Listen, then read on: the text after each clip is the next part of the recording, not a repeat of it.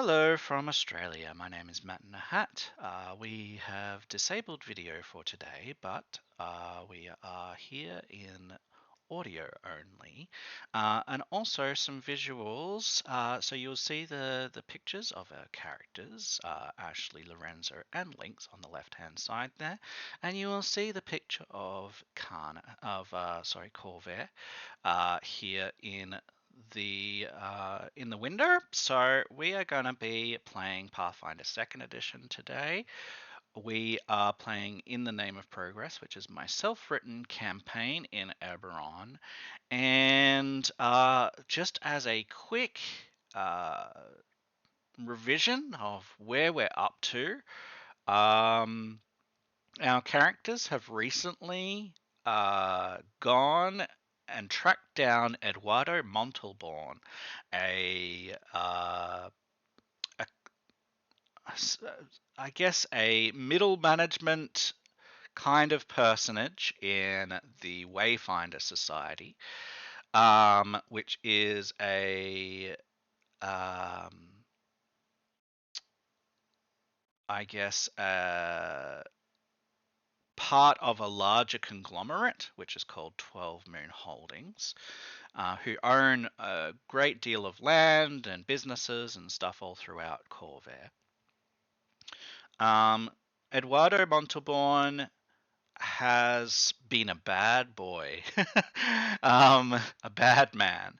We found out originally that he had been a bit of a womanizer. He was a bit of a sleaze, and we were like, okay, not especially nice guy. Then we found out that the family that had gone missing, that were hidden away in a protective painting, had been hunted by Eduardo Montalborn, um, in order to, well, we didn't really know exactly what. We then found evidence that he was after a particular weed slash plant slash flower that had some pretty crazy properties, that was in that family's farm, or just off the property, just down the ravine, and that he had offered them some money to procure that. And a bunch of other things happened, and then we heard about some murders in the very early hours of the morning, in one of the Thranish districts. Let's go over to a slightly different map to show you where this was. Throne Port, so we'll go to that one. Okay, so there were some murders over here in Fragan's Arch, and on the border of Boros Market and Canaro Park, where this checkpoint was. Apparently, one of the captain of the guard here at the checkpoint was brutally killed. His throat was ripped out. Um, and people were talking about these flying skin snake things. It was very, very strange. We went to investigate that, and what we found was horrific. It was pretty. It was on the edge of maybe we shouldn't put this on YouTube, but we found these children who had been cursed. Their necks had gotten elongated. They had clearly been sort of taken over by some malicious spirit, or had a malicious something malicious happen to them. They were fine during the day, and then at night this would take them over. They came out of their houses and they started to bite people's necks out and drink lantern oil and all of these horrible things. We found these children in Eduardo Montalborn's home, and we found out that they were Eduardo Montalborn's children. Um, upon dealing with them, we knocked them out. We tried to save them the best that we could.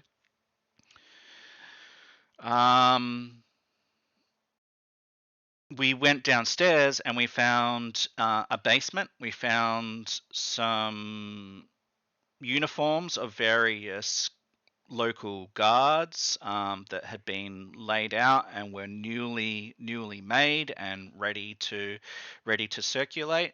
We also found I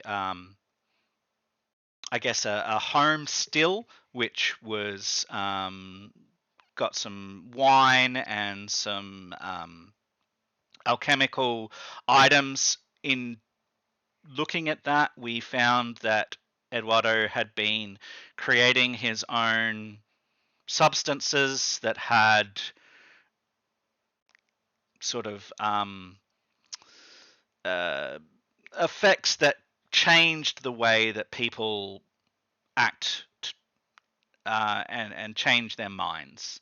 And he had been rising up in power, rising up in position due to having these items and these substances to leverage the situation and to connive, convince, seduce, and otherwise dupe whoever he wanted. And then we found a secret lever and a secret corridor, and we found him seated in a chair with all of these hoses from different sinks of various drug kind of things pouring into his body. He was getting all jacked and wild. He rose up and sort of buffed out, and like white liquid was pouring out of his frothing out of his mouth, and he was attacking us just almost mindlessly, just crazed and totally off his head, clearly no longer whoever he used to be.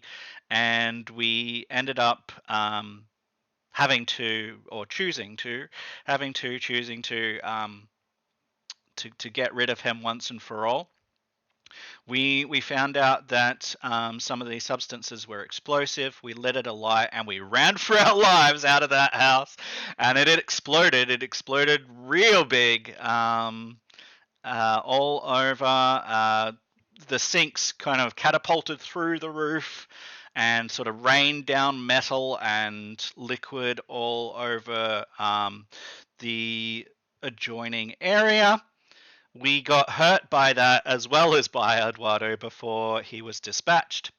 And we find ourselves half dead, in an extremely bad physical state and mental state after having to deal with something that was so just visceral and crazy. We are now on the streets of Fragon's Arch in the wake of this explosion.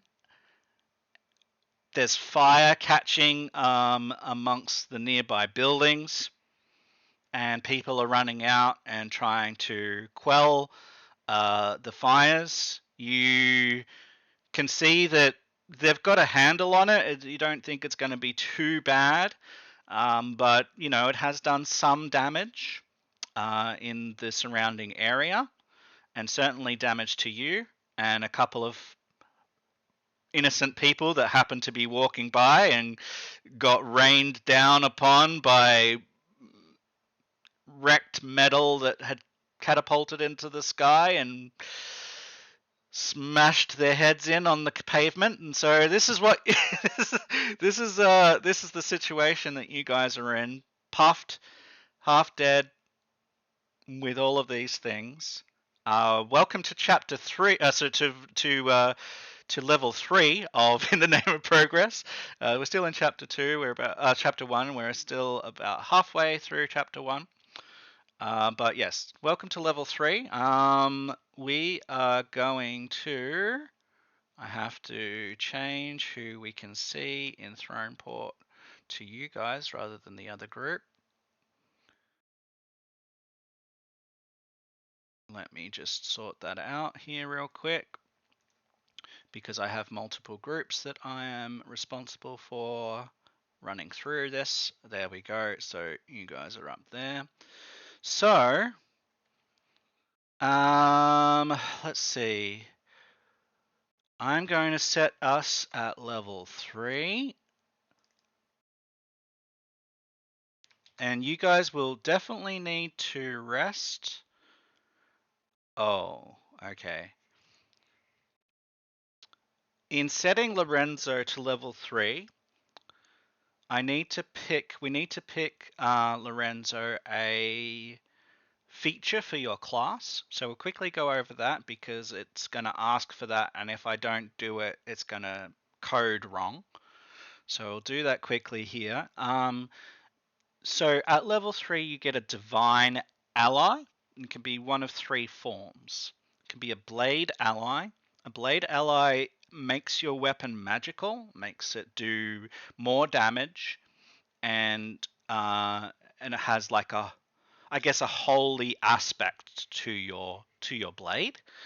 The second option is a shield ally, so that will give you a shield, and it will be a more resilient version of a normal shield and will absorb more damage before it breaks.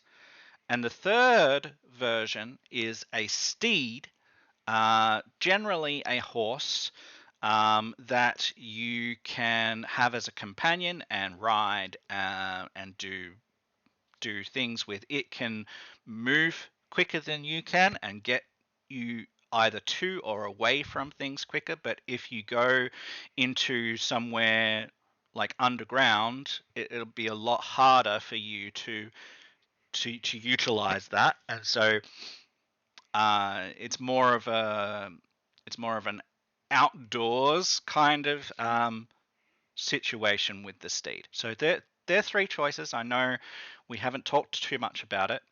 Do any of those, not knowing exactly what they do, obviously, because I've just summarized it, but do any of those stand out to you? I'll take the blade. You'll take the blade. All right, I will select Hopefully that. my halberd can count. Oh yeah, I'm pretty sure it can. So I've selected that for you. You are set there, and we'll have a look at that in a minute. Level 3 for Ashley. Okay, great. So you are all now level 3. Let me take a look at OBS, make sure everything is good. Yep. All right. And so, and I need to be watching the desktop audio, make sure you guys can be heard properly because I have had issues with that in the past. If you look now onto your sheets, you will see in the medallion section, you should have a empty slot for at least a general feat, maybe a skill feat if you're a certain class. So Ashley has a skill feat ready for her. Lynx, you have a skill feat and a general feat ready for you. And Lorenzo, you have just a general feat at this stage. We're going to select those fairly soon, and we're going to talk about options and stuff. But before we get to that level up process, let's get ourselves to some safety. Let's do some roleplay. The situation, guys, is in your hands. I've tried to summarize it the best that I could. You are currently in Fragon's Arch, in so the Thranish Zone, and all of these things have happened to you. You are looking real rough. In fact, Lorenzo is currently unconscious, even. But I have removed all dying conditions from anybody that was dying.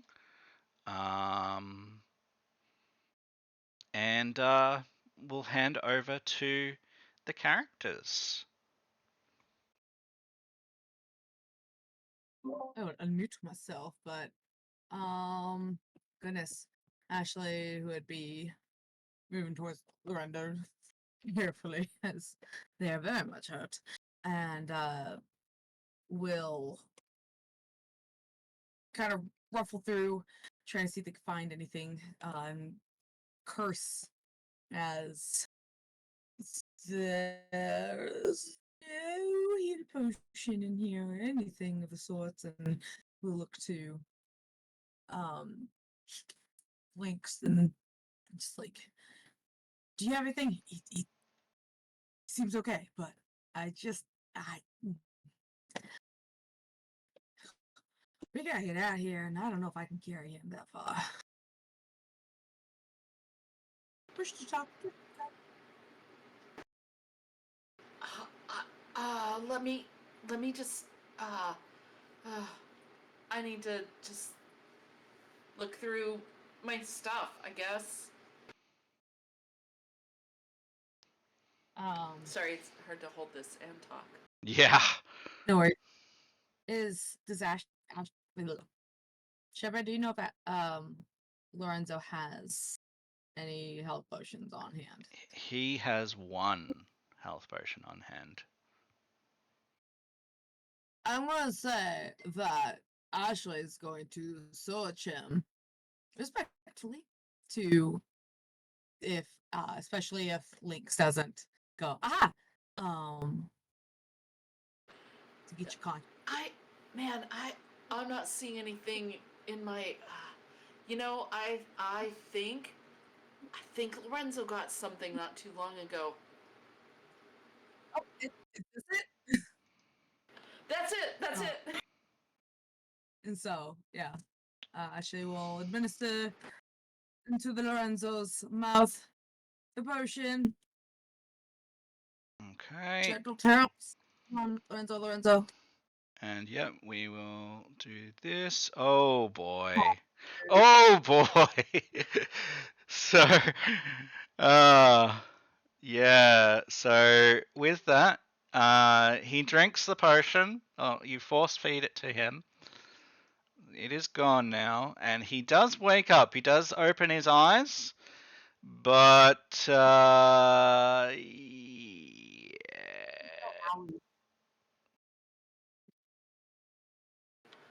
I think we should we're just gonna have to manage him between us, Ashley. Let's get him to a healer. Yep. And Ashley will then do their best to get an arm under one of Lorenzo's arms to start hoisting, and as soon as Lynx is positioned, hobble out, trying so hard not to curse and whine and be a big baby over everything. Of all the times to not have my cart.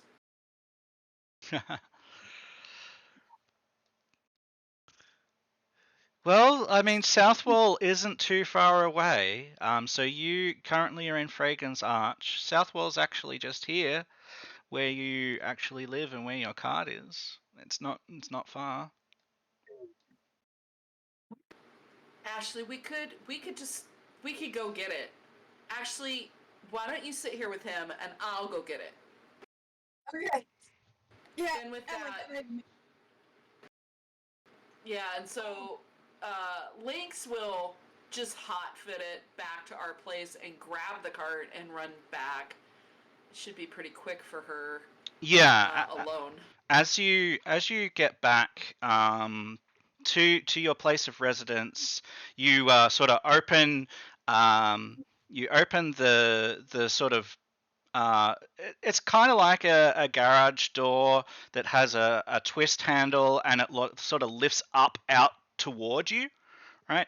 So it sort of lifts out toward you, and it sort of ascends vertically and sort of slides back against the roof. And so you do that, and you see that your cart is there, but you see that it has been graffitied. Someone has been in here and has into your residence, into your sort of cart storage, and has graffitied the walls and has graffitied your cart. And it basically says sort of down with Throneport Council, and stick it to the man, sort of graffitied on, like, gaudily on the sides of your pristine new cart. It hasn't been damaged, but it's been graffitied. Just can't believe people sometimes. Do they have no respect? I gotta get back though. I gotta get back. So she'll just grab her cart, shut the door again, head back, ready to give somebody an earful about this. Yeah.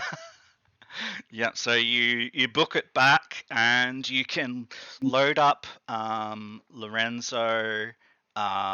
He's conscious, and you sort of give him a hand up, and yeah, you can sort of seat him in the seat, and yeah. So have you actually had your rickshaw with the party before? Have you actually showed them? Early on, we took it down to the, I think when we went into the sewers or something, we had it with us at one point early. All right. First session or something. Right. Yeah. So you would recognize it, but you see that certainly something has happened to it since the last time. It was a lovely sort of cedar wood color, and it had like an oil on it. It had that sort of kept it nice for the weather. But yeah, you see that it hasn't been damaged, but it's been graffitied in these awful gaudy colors, and is standing out like a sore thumb at the moment. But you can get on board and ferry yourselves to a nearby medic of some description. So, in considering this, Gabriella. where might we like to go? Yeah, in order to try and get some help.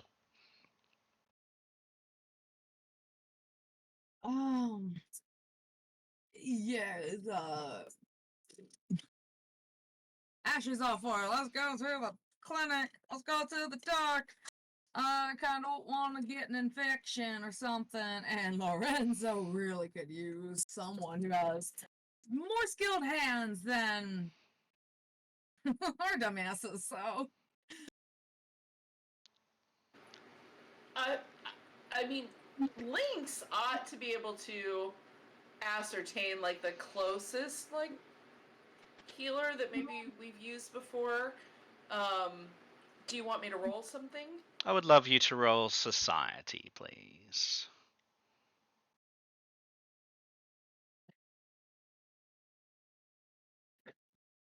Maybe this push to talk thing is going to be too difficult. We can try and do it without the push to talk and see if we can deal.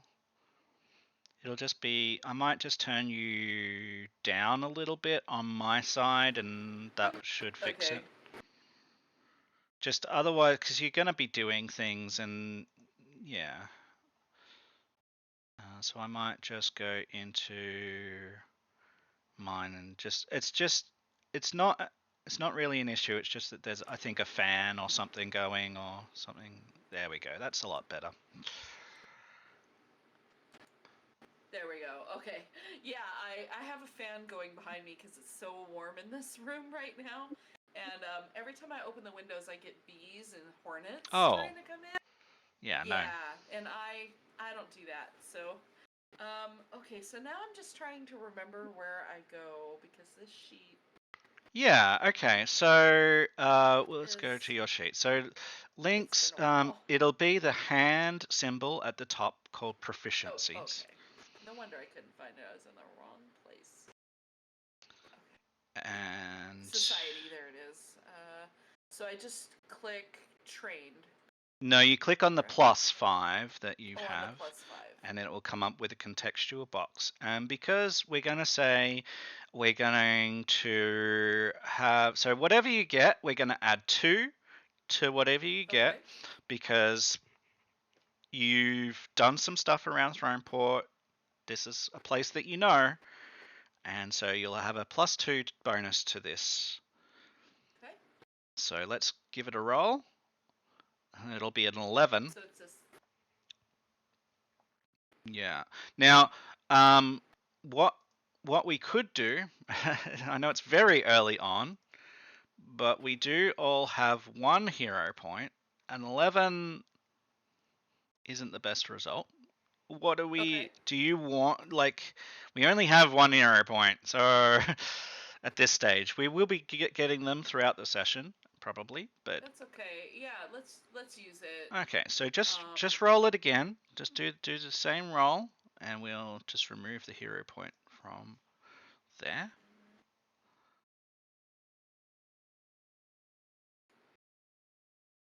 And we'll try again.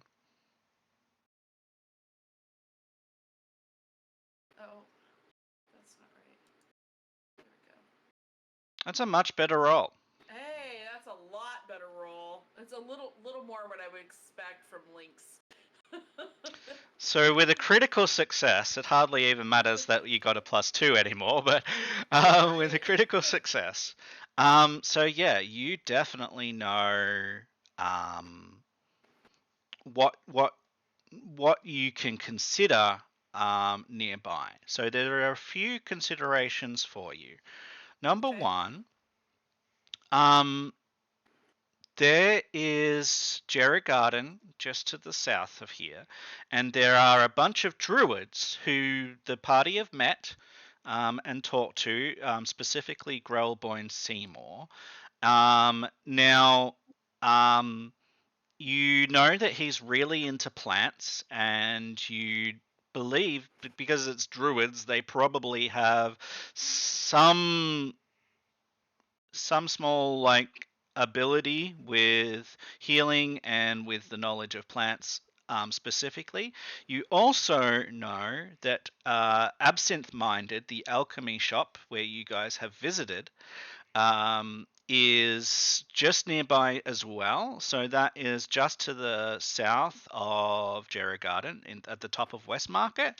So you know both of those things. Actually, I think it's in Jerry Garden. I actually think it's just here. So both of those things are fairly close by. Um, so yeah, either option there would probably be the best bet. There is. Sorry, what were you saying? I think Lynx would just head straight to Absinthe Minded. It's such a hive of activity all the time that we're pretty guaranteed. She feels like we're guaranteed to find somebody quickly and easily. Plus, I think, don't we have something out of character? Don't we have something that we needed to go talk to them about anyway? I feel like there was something we wanted to go back for. I don't remember what it was. There may be. We'll head there. Alright, so. Just gonna look at this. Westmarket. Maybe they'll have something to clean my cart. I can't believe this, Ashley. Not only did they tag my cart, but the entire carriage house was tagged as well. And Oh, rude. they went in. I mean, they went inside. I'm like, We will. what a day. Our problems have been solved. This seems like a reasonable fix, and I will happily help fix it. And if we find them, people who did it, we'll tan their hides too. Okay?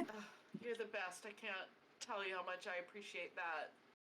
My nice new cart. I just want to cry.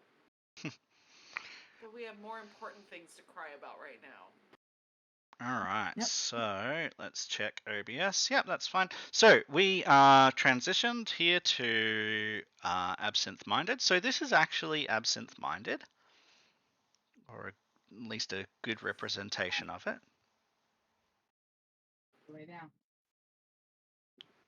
Alright, so let me go back to here and just sort of.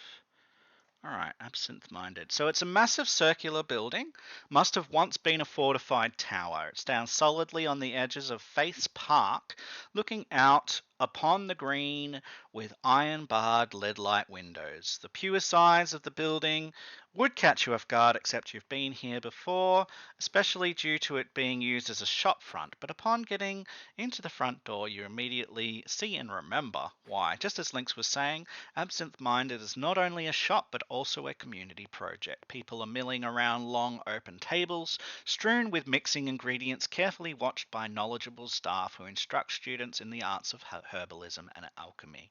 A 20-foot wide, 60-foot long floral carpet lines the entranceway, and a massive glowing lamp with luminous larval bubbles stands at its end.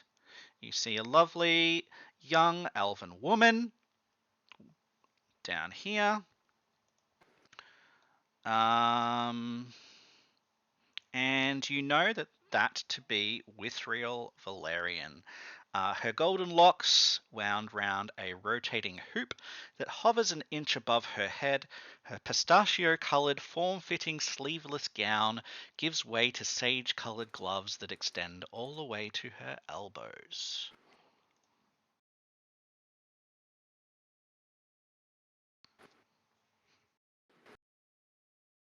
I think so Lynx is just gonna like make a beeline in there with Lorenzo and assumingly Ashley in tow. Can we get some help over here? Our friend has been injured. Can you help us? Yeah, so as you make your way into the room, we'll put you up here somewhere. Boop. Hobbling down the corridor, a couple of neighborly folk come by and give you a hand to sort of pull him inside and get him situated. And the shopkeep with real Valerian, she you see a slight sort of raise of an eyebrow. She sort of raises an eyebrow at what she sees coming down, and she says, "Oh, it seems like you seem to be in a very rough shape. Yes, we should be able to help you. You're in luck. Um, it so happens today that we were investigating the healing properties of a particular plant that is found in the local forest just to the northeast of here. So we do have some poultices that have been created by our students here today. They may not be quite as uh, professional as the ones that we have for sale, but uh, they are at least available to you uh, free of charge because or at least maybe contribute to the class as if you were paying for the class perhaps. I'm sure that no one here minds. They've already sort of paid the fee for the class, so uh, perhaps a small contribution there would be sufficient, and we can have them we can give you that. Ashley would look to Lorenzo's like, experimental, okay? Well, I could try first, real quick, if we just want, since I'm not actively on the verge of death. Lorenzo remains unconscious. I don't know, Lynx. I'm willing to try. I can consent to this. I think Lorenzo. I mean, I don't mind paying either, but I think if you have something that's immediately handy, that's great. He's in pretty bad shape. It was. I can't imagine he'd mind. All right, so as you like look over the tables, you see that different people have mix these ingredients very slightly differently. This happens in classes as you follow the directions, but you might get measurements slightly differently. You've accidentally put a little bit too much.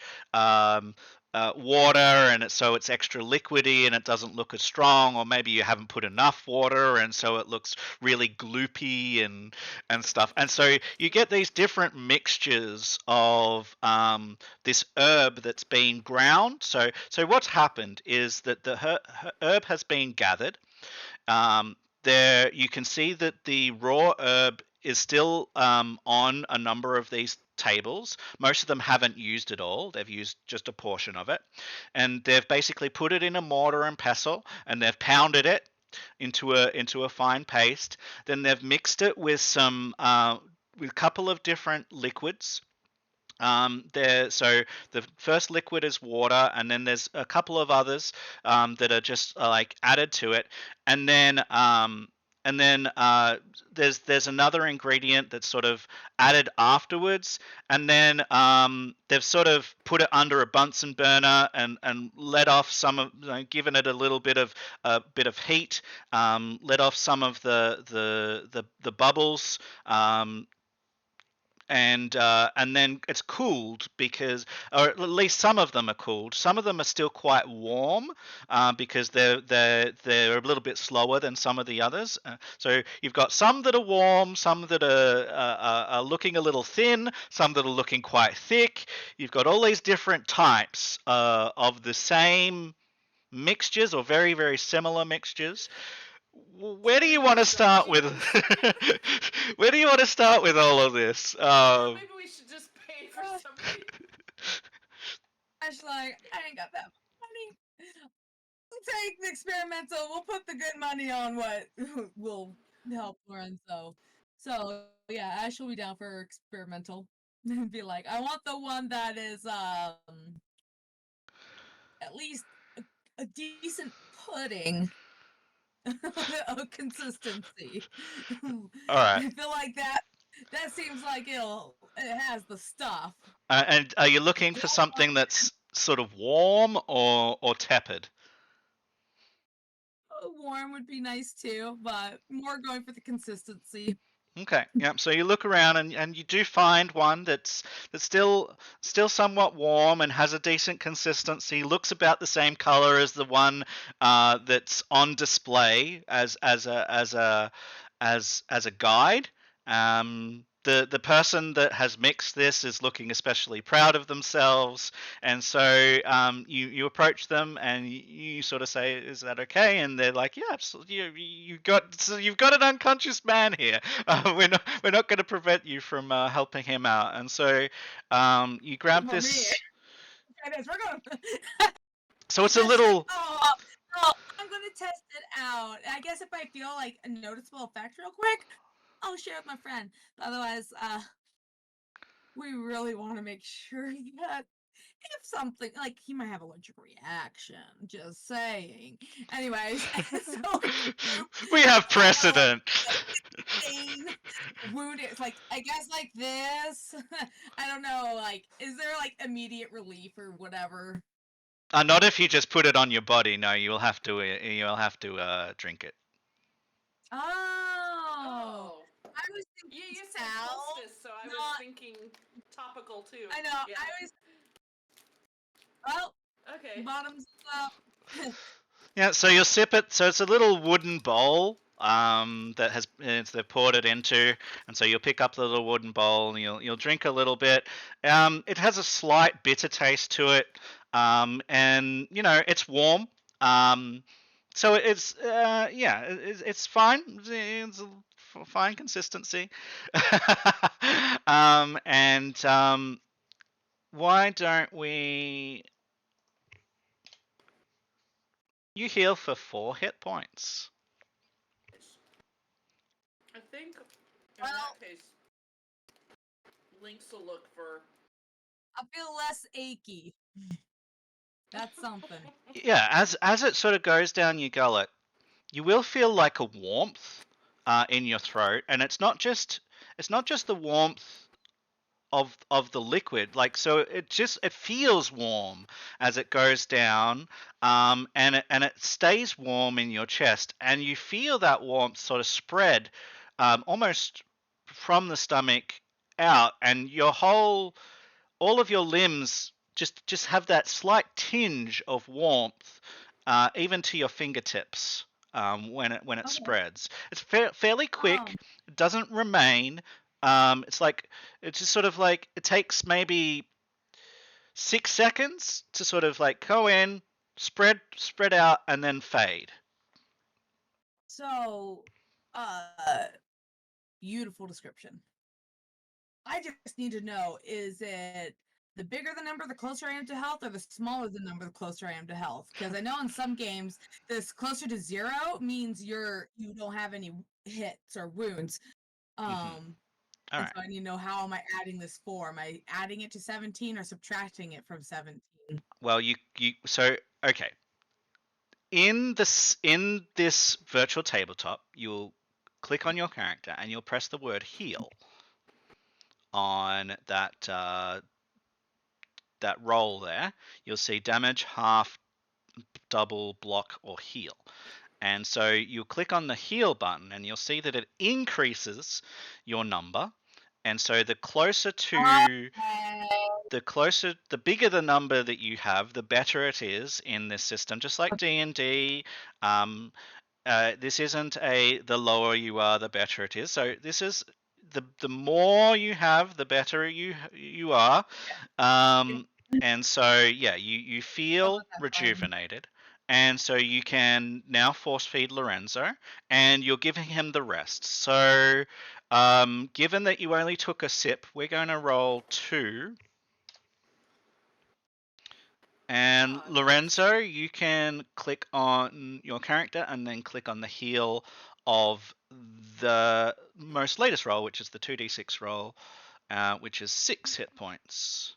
So you can click on that and you will regain consciousness. Albeit you are still feeling it, and your body, you feel the warmth of the potion, but your body feels like it's been cut up. It feels quite wounded. I'm not seeing the 6 roll. The 2d6 roll. Okay. Are you on the chat messages? Mm-hmm. I see the old roll and I see where Lynx did a society roll, but then that's it. You only Let's see see this the- as a society roll. Okay. I will heal you. See that the 2d6 has Ashley Benedy labeled. And There I you actually go. don't see the heal thing either. Oh, that just healed me instead of Lorenzo. No, Lorenzo got it too, so I must have Okay. multiple of you. Yeah, I have multiple of you selected. That's alright. Okay. Okay. Oops, Poopsie. That's okay. So let's just re-damage that. Yeah, there I we go. just undid mine. Yep, cool. Alright, so that is all done. And I've healed you, Lorenzo there. Dude, take it easy. Take it easy. You got a lot of resting to do. Don't rush. Here, try some water.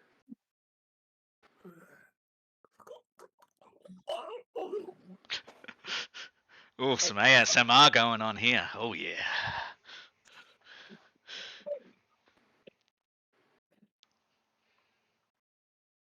That sucks. Does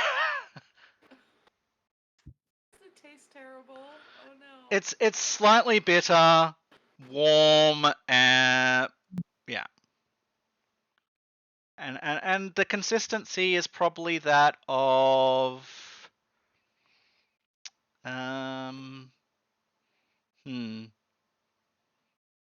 I don't know, because yeah, it's all right. It's just slightly thicker liquid. So I guess Lynx will select one for herself. She's gonna look for one a little cooler and a little thinner than what Ashley looked for. She wants it to go down easy. All right. Um, So you'll look for thinner, more liquidy. yeah. Okay. And You find that, and you can heal for 3 hit points. 3. So when you were describing where to go, I never did see a heal thing. All right. So And I have a 0 in my one little box too, by the way, which I don't know. a 0 in your box. Shouldn't. Yeah. Oh, maybe that's just the temp. Is that showing the temporary hit points? Where in the Okay. sheet are you looking at? So, I was right-clicking my token, because isn't there a place where you... If you right-click your token, I don't know what. Yeah.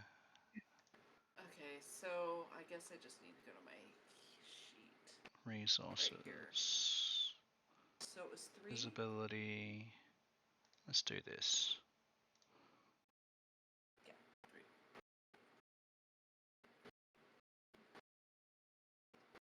So it's a little different, because it's Pathfinder, of course. So of course it's different. But when I play the other game, there's a place where we just add and subtract a lot like how it works in Roll20. Yeah, so you can still do that. Okay. I think. Well, If it's it used easier to just do used to it. be able to at least. I'm just gonna play around with the settings here while Okay. we do this and just see what's going on. Because you should see a bar, but at the moment it's not showing for me. Yeah, I thought I remembered us having one before. Yeah, But it's I alright. also don't see a place to heal on the character sheet. Visibility, normal hit point everyone. bonus. So let's do this. Let's do always. Ah, there we go. So this is going to be that one, always. Much better. Okay, that's much better. When hovered and always. Alright, so now you should be able to right click on your tokens and you should see a number that comes up now. Better? Yes. Okay. Okay. We got it. There's been updates and stuff to the system. So oh, Shoot, what did I do? My number you went deleted away. your you deleted your hit points. So you can't. I guess you can't add. Okay, I'll just put the total. There we go. I'll just put the total. I guess you can't add to it. You have to just change it. Yeah, we'll sort it out as we go. But yeah, so Lorenzo is gasping for air. He's not looking too good. You just healed for 3, so you're feeling okay.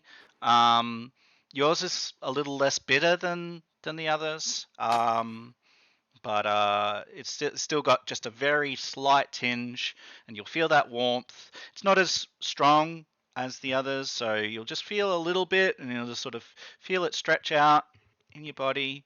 You sort of look at your skin, and I guess the difference to you is that there's a very very slight increase in hydration in your skin, just like almost imperceptible. Okay. Okay.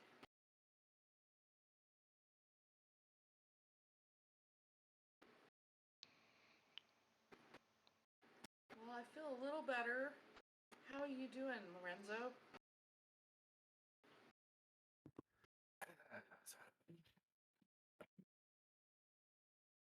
I think we need to all just pull up and rest. Yep, exactly my thoughts. Rest sounds good. Rest sounds good. Yeah, Yes. and I'll get you you two can hop back on the. Well, Lorenzo might need a little help getting back on the cart, but maybe we should go to our place and just rest. Mm-hmm. Whoever's closest, I'm cool sleeping on the floor with a blanket. I think Lynx is the. Am I the best off of the three of us right now in terms Yeah. of? Yep. Yeah. So Lynx is the best, Ashley's next, and Lorenzo is by far. By far. All right. So you guys will, you're thanking the shopkeep and the. And I'll put some coins. They have like a collection bowl or. Yeah, sure. There can be something Yeah. there. How much? Well, it's up to you. So you can go to your so it's the third button along, which is the inventory button, and you'll see a plus or minus at the top of the coins, Okay. and you can just reduce it by any amount of gold or silver or copper or whatever you want to spend. Know that you've only got 9 gold and 5 silver. So it's up to you how much you want to spend. Is there like, would there be any general indication like how much that kind of salve when professionally done would cost? Yeah, like the one that you took, um, that Lorenzo also had, you think that's about 12, like not quite 12 gold worth, probably about 10 gold worth. Okay. Well, then definitely would give at least a gold. All right. That's what I was thinking too. But when I click the plus or it doesn't like. Are we supposed to be able to select the coin? You and should. Then click minus. So I don't know. It's not working. Okay. So I can do that I'll for leave- you. One? Okay. Just 1 gold? So I'll leave like two, or I'll leave a gold for mine and. Yep. Ashley's got the other one covered. Thank you. There you We're go. having technical difficulties. Yeah, I'm not sure what's going on. And Ashley, you wanted to leave some as well? Yeah, I already took out one. Okay. Work for you. Maybe it's just my internet. I'm just gonna blame the internet for everything. Sorry. Yeah, so you guys can head back after thanking them and giving them a donation and stuff like that. You head back to the Brass Ring Inn to get some rest, and you can get some sleep. So we're going to just stay on this map for the second because it's just easier. So, and I don't think I have one for the. Oh no, I do. I'm lying to myself. That's rude. Didn't think that I had one for the Brass Ring Inn. All right, so let's get rid of these ones. And let's pop you guys in here. There we go. Here's the Brass Ring Inn. Hey!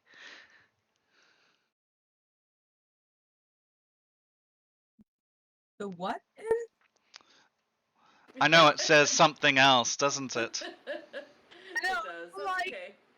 The Drawstring Inn, but I'm reading the Manticore's Cafe, and I'm like, what's going on? I heard drawstring. Brass ring. All Oh right. my god. This bad as You're jar. out of the gutter already. It's What quality. am I gonna do with you between Nice you and fucking head, Lorenzo? Ron, I okay? have my hands full. Yeah. So I mean, there are yeah, it's okay. Yeah, there are limited resources out there on the internet for things like this, and this was the best one. So Great. yeah, so this is the bottom level, and then the top where you guys sleep. just as a by the by, let's activate this one. Looks a bit like this. Much better. Yeah. I think we'll make a. I think we would. My thoughts are we'd head straight upstairs to at least get Lorenzo situated. And then maybe Lynx will run downstairs and see if we can get some porridge or something. Yeah. Something really basic and healing.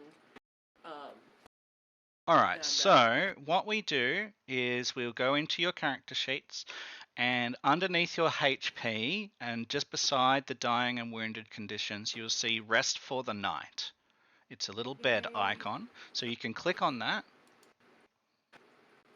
Yes. Something that worked. 3 hit points. Yeah. 9 hit points.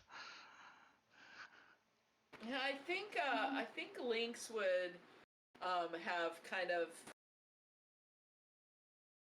propped herself up in Lorenzo's room somewhere on the floor or whatever, in a chair, whatever's available, and like kept an eye on him through the night, but also, obviously rested herself, but just tried to be there in case he had any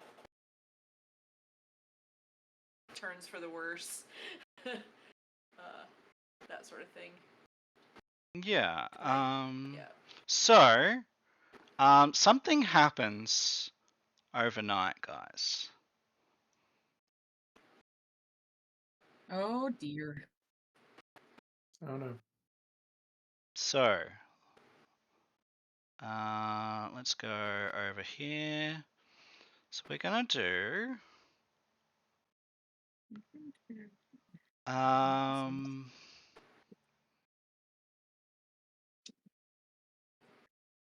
Lorenzo, Yes.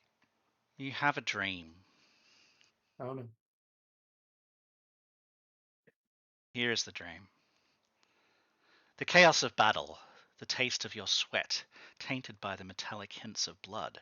Your own blood, the blood of the 6'3" woman who wielded a maul as if it were a smith's hammer, and the men and women before her.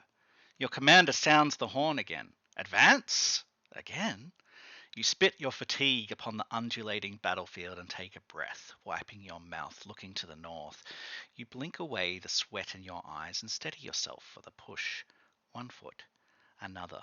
You heft your sword. Your eyes scan the much older man advancing toward you, each wrinkled hand gripping gently curving blades that glint in the sunlight. His colors register.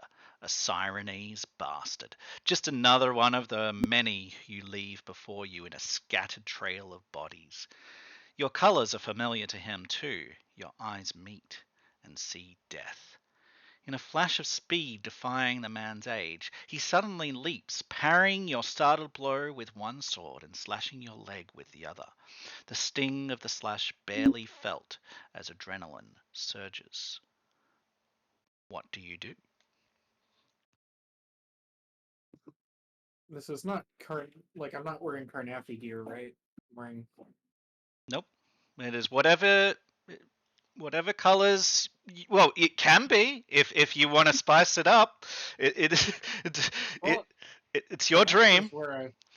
Okay. Like, if this is a full memory, then he would be wearing Carnathy gear. Okay. Then you're wearing Carnathy gear. Oh boy.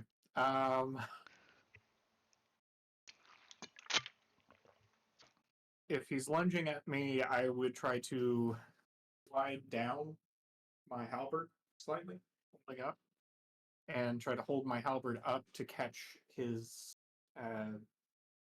fall. Basically try to fall down a little bit, like lunging back, like doing a lunge almost backwards to brace myself to try to distance myself between me and him, and place my halberd forward so hopefully he impales himself if he's lunging at me. I see. Cool. Very good. Blow for blow, he seems to match you. He is quicker than you, but you are stronger than him. As you thrust again, you know you measured right this time, your eyes following the blade. Something is wrong.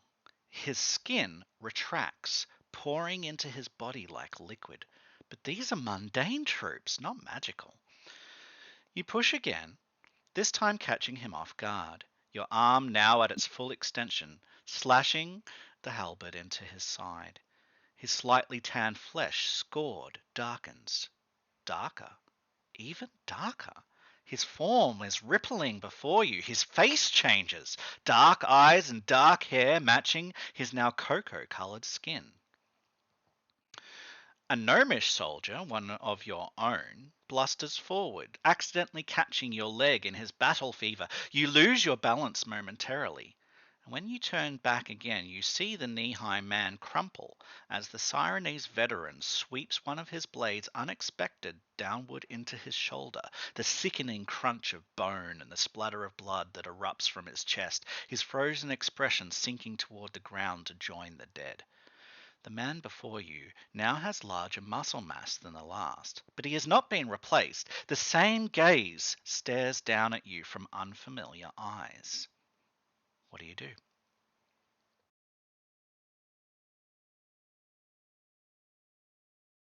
Damn. I'm watching my fellow soldiers get killed left and right, right? Yeah? I try to I try to wedge myself in between me and him, and probably at this point adrenaline would be kicking up, and I would be trying to. Normally, I would go for maiming. In this case, I would go for killing, Okay. aiming for his leg first. Aiming for his leg. Okay. Again, the man whirlwinds towards you, spinning blades in the air, a dervish of siren steel. You see it then, a dip in the ground, and you slide down into it, wrapping both hands around your halberd and thrusting it upward toward his stomach. The armor is strained now, his larger form pressing outward. Your thrust is true, and you surge upward with all your strength, savoring the surprise in his face in the killing blow. He heavily falls into you, and you topple once more into the rut, the weight of his body on yours, the smell of him all over you. You try to move. For some reason, the cries of the battle have retreated. You only hear your heart racing in your ears. Panic. You push and push, extracting your body from beneath his, hefting him away, and you notice yet again his form has changed. A waif now, the skin pale and untanned, the cheekbones high, the face gaunt and lifeless. No! Another voice. Where is it? Why are you only hearing that? Where is your weapon? You cast around, panic again, but he is upon you. The man pushes you to the side, rushing to kneel before his allied dead. He curses, ripping the man's necklace off, holding the beads in his hand, turning to you, tears streaking down his face, rage and loss in his eyes. You killed my father!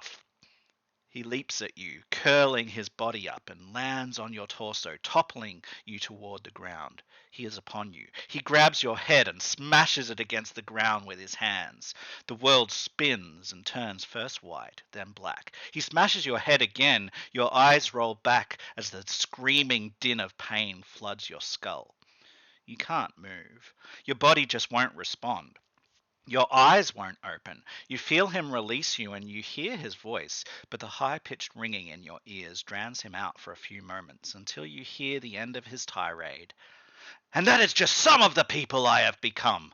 But I will choose a new face, a new persona. You and your kind have forgotten who and what we are, but I will make you remember. I will teach you what it is to spend your life searching for your friends, lovers, parents, children, waiting for them to come back. You will never experience seeing them riding unfamiliar bodies out of exile like we do. Every day I look into the eyes of strangers searching for a glimpse of the people I have lost. But today I know my father is gone. So, in my memory, in his memory, I will take on a new life. Skin will stretch over bone, muscle, and sinew, like the skin of our own innate savagery. Oh, my father, You were once a great merchant. That is how I knew you growing up. And so I will become a merchant. I killed an Onderan one just the other day. His name was Yoan Tabat. I shall become him. Next for you, father. I will make something of myself. I have left this one alive so he can remember, so he can live in fear every day, suffer betrayal, loss, anguish.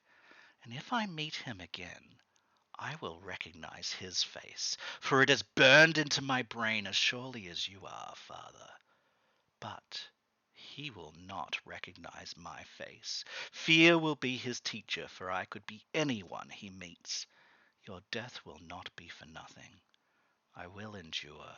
I will embody all the violence you have shown me. The instinct that curls inside like a parasite, waiting for a chance to feed on our rage and multiply until it bursts out of us. For that is the nature of all mortals. It cannot be denied. The young man moves away. His voice changes, taking on an Onderan tone and intonation, a cadence of importance. And then he is gone. You don't know how long it is before you are able to move again, but you do. You finally open your eyes. You are awake.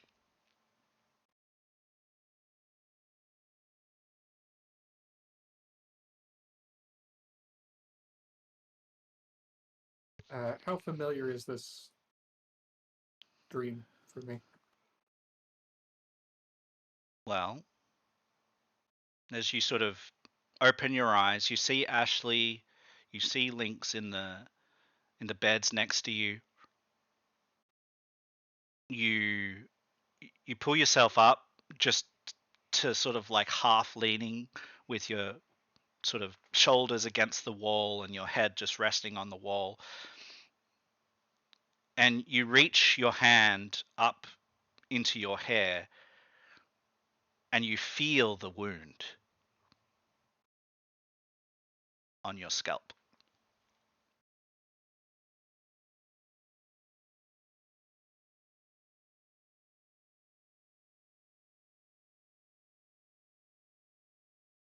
What does that even mean? He forms a fist and places the knuckle on his forehead. Just trying to pull together in the pain.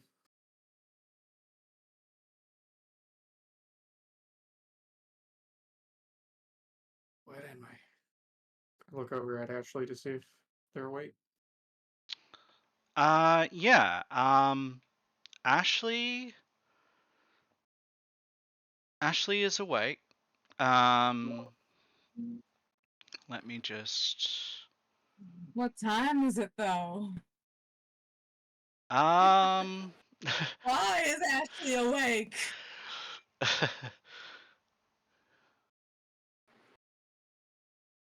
There better be food. So Ashley, as you are here, you are starting to remember that you also had a dream. So here is your dream. Oh no. Buckle up, buttercups. You peer out of one of the many breathing holes your employer assured you would be bored into the box of Onderan silks and sundries. You barely internalize a gasp as you see an extraordinarily attractive half-elf woman in loose-fitting clothing, sweat pouring through her clothes to make them juicily translucent.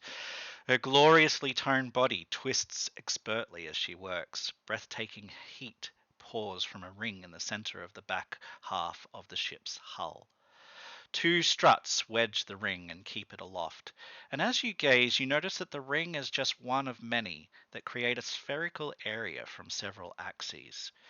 The sphere of rings touches neither roof nor floor thanks to the wedge, and the metal, even though it glows red, blue, even white hot, does not warp or buckle. A second protective layer of what looks to be glass surrounds the sphere, but that doesn't interest you as much as the girl, or what you sense more than see is inside the ring. As you watch, her muscles ripple, her shapely lips move, and you are transfixed as her voice flows.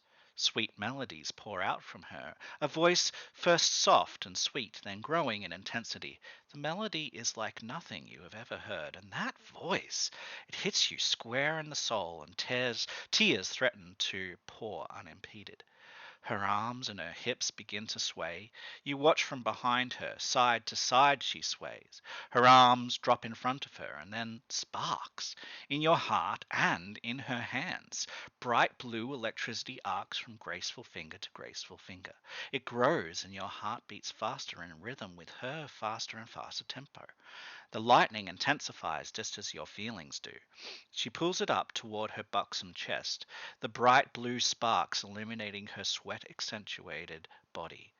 She thrusts her arms out towards the rings, and you thrust your body against the box in feverish lust that you've never experienced. Lightning courses toward the rings, spreading down the conductive metal, and they begin to slowly spin. A roar like fire incarnate, magnified many times, emanates from inside the rings, and living fire erupts within. You feel the ship shudder, the roaring rushing out, intensifying, the heat growing. Your body feels alight, the box you are in beginning to smoke. Lightning continues to channel, rings continue to turn, and the melody can be heard again. It rises above the roar and closes in on it, tempering, shaping, channeling it. Her face slowly turns, and her bright, keen eyes seem to pierce right through the box into your soul. What do you do?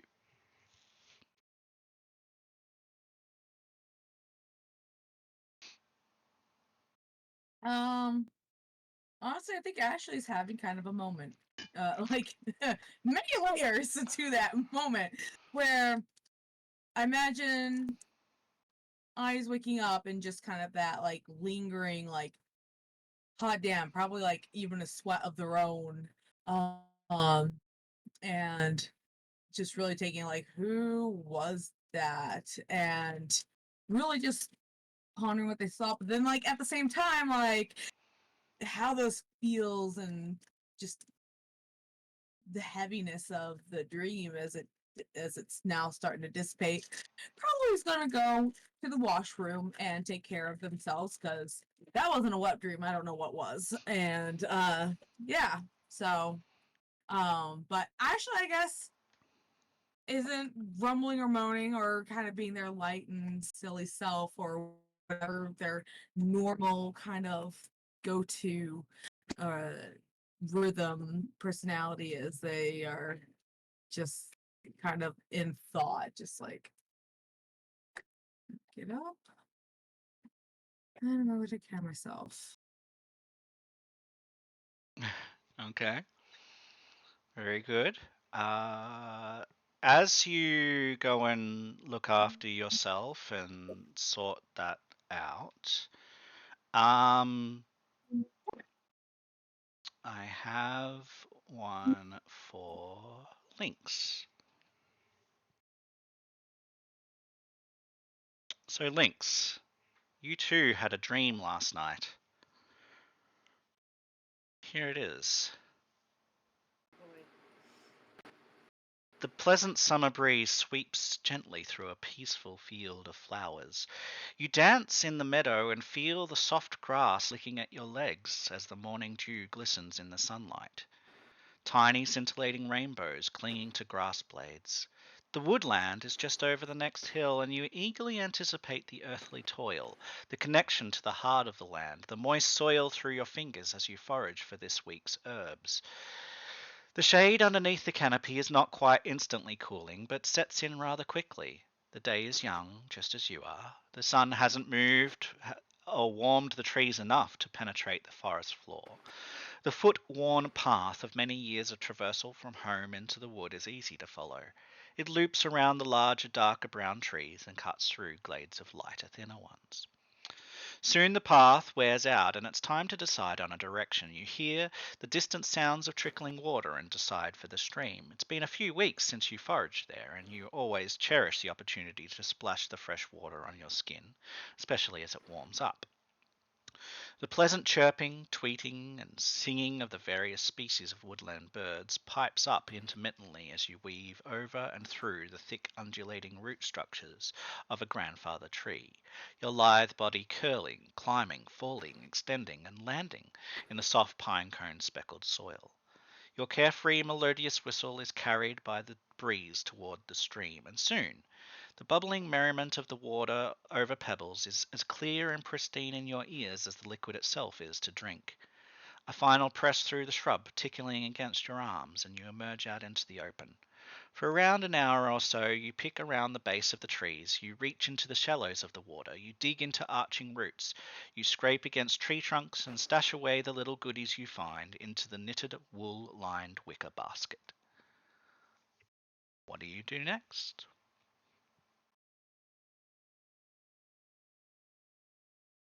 Wow.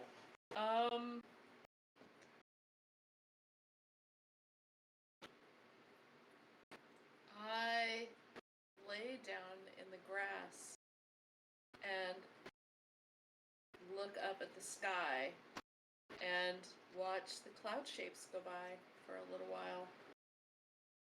Yeah. And as you watch the cloud shapes go by, from time to time, little bugs skitter up, you know, onto your hands or onto your torso and sort of flicker here and there and take off again, startled by your intrusions, but you giggle playfully. One of them falls on its back, and you set it right again near its home so they can easily find their way. The day is moving on, and you can feel and see the warmth of the sun through the trees now. You take notice of it as it gleams through the clouds, and you make your way again to the stream, taking handfuls of water, running it through your pigtailed hair and flicking it against your smiling cheeks. It's nearly time to get going home. Lunch will soon be on the table. Mum's famous honey loaves will still be fresh and warm, and the glass of freshly squeezed orange juice will be waiting. One last time you rest your ear upon a nearby tree and listen to the breath of nature.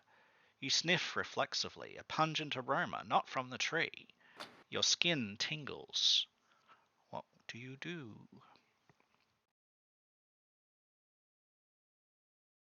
I look around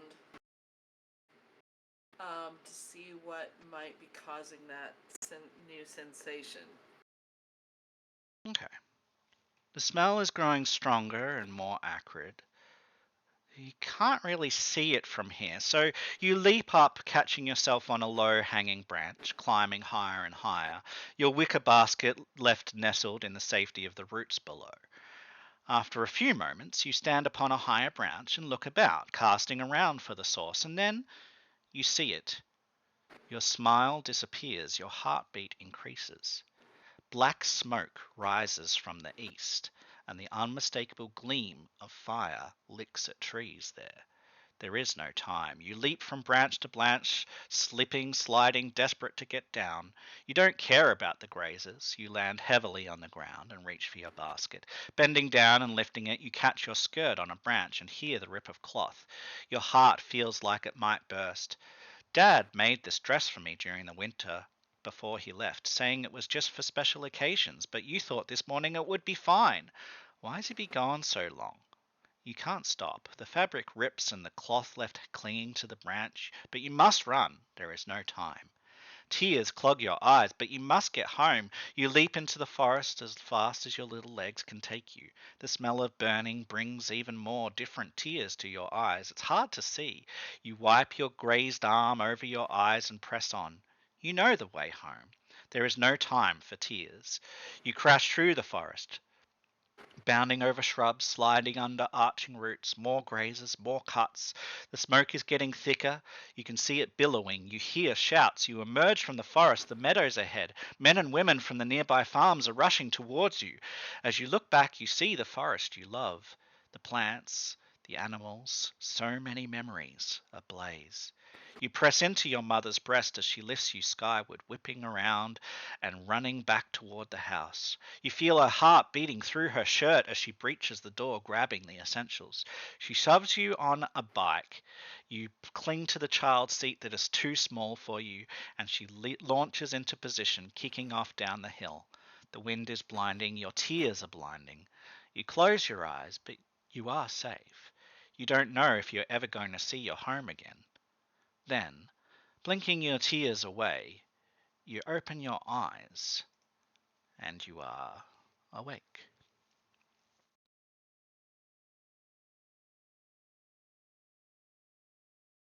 Oh my god. Thank God that was only a dream.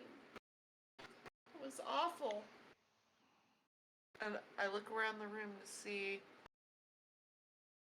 just to see that I really am someplace else. Yeah. While this is not your dream, there's something about your reflection, the reflection of the girl as she took the water from the stream, that is vaguely familiar to you.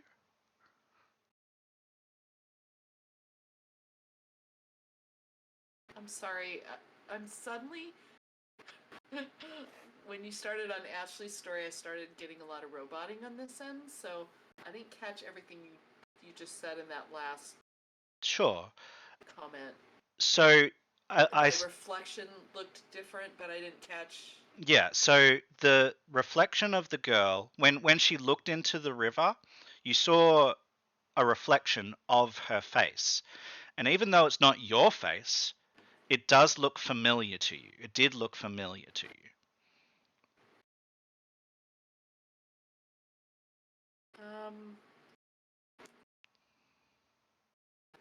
It looked like my dearest little friend that I played with and grew up with before the morning. Maybe?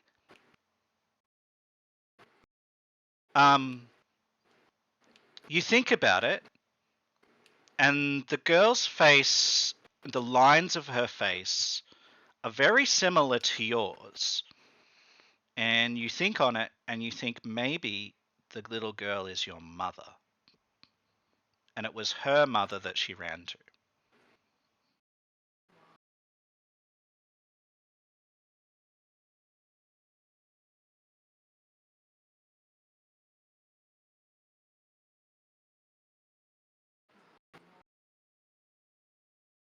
We're getting breaking up now, I think. Yeah, sorry. It is. It's like the internet just suddenly got really bad. I think Lynx is crying a little bit at this point with that realization that it's very likely her mom. Why would I have a dream when I'm in mom's shoes? Is what she's thinking to herself. Like, how could I be? How could I? What? Where did that come from? But I think she's also a little broken up about it because of everything with her family. And I think she probably turns away and kind of buries her face in the covers and just kind of quietly grieves in the aftermath of this dream. Okay. All of you look shaken. Ashley has gone to recover in the bathroom. Lorenzo is sort of almost staring blankly out and looking to Ashley and seeing that she's that they are leaving for the bathroom. Lynx is buried her head in the pillows and wetting them with her tears. It's clear to you each that each of you is affected by the night.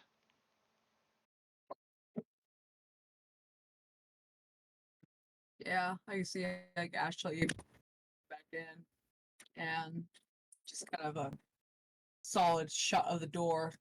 Thunk. Um and then just kind of looking up and actually like seeing the other two awake, just like, how's everyone feeling? I have been better. Yourself? Yeah. Where Do are we? We're we're at the we're at the brass ring. Yes, we are.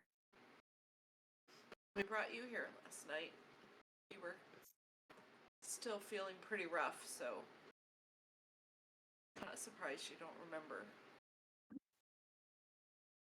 How are you physically? I have been better. Thank you for patching me up. Ashley Any passed the handkerchief. over to me? To Lynx, like Ashley Yep. noticing Lynx been crying. I'm making my way over to Lynx, and I'll sit like right next to her in case she needs to lean on anything, because it's obvious she's crying.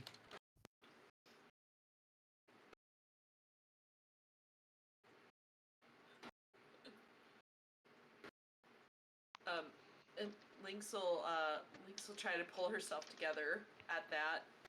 Like,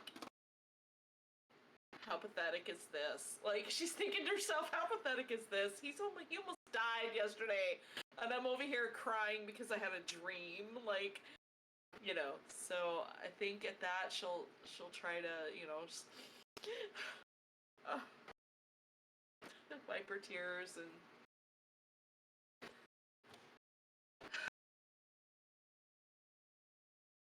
Ashley.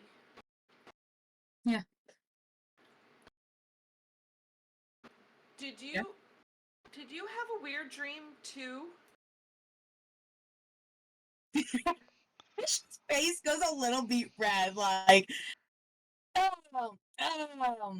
mean, I had a dream. Yes. Wait. Was it like, okay, you don't have to share details with me. It's okay. But like, Lorenzo, you had something too, right? I mean, everybody looks really out of it. There's not much caught, she's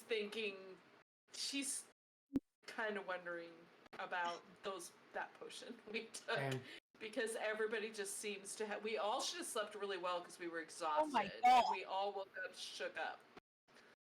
Yeah, if Lynx mentions anything like with the potion bit, Ashley's like, oh my God.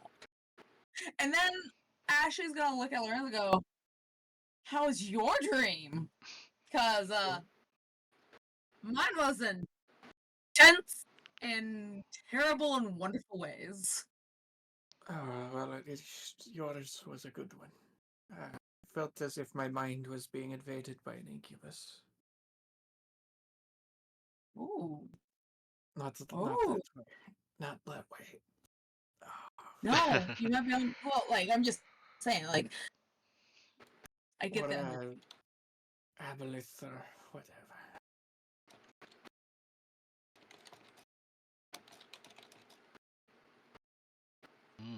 Oh, like, Did something try to talk to you in your dream?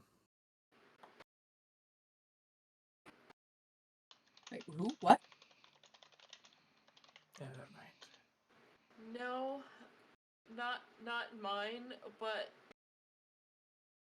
my dream was kind of impossible. Like, it felt really real, but you know how sometimes in dreams you're not yourself. It's not so unusual to dream, right, about somebody who's not really you, but it's usually not super real, right? And guys, I mean, I think I dreamed about my mom, and it felt more like a memory than a dream. And how could I know my mom's memory from when she was a little girl? When, like, I mean, I didn't even know her yet. I didn't even exist yet. How could I dream my mom's memory? And her eyes are glistening again, and she's like barely holding it together because she's getting more wigged out about this as she thinks about the impossibility of it and the bizarreness of it, and also kind of the wonderfulness of it, like all in one, right? And she's really thinking it's a drug. Like there were drugs in that in those drugs yesterday. We were caught in an explosion with gods know what. Yeah. That man was full of something in those tubes and the thing. Is everyone okay, Brett? Experimenting though with the plant.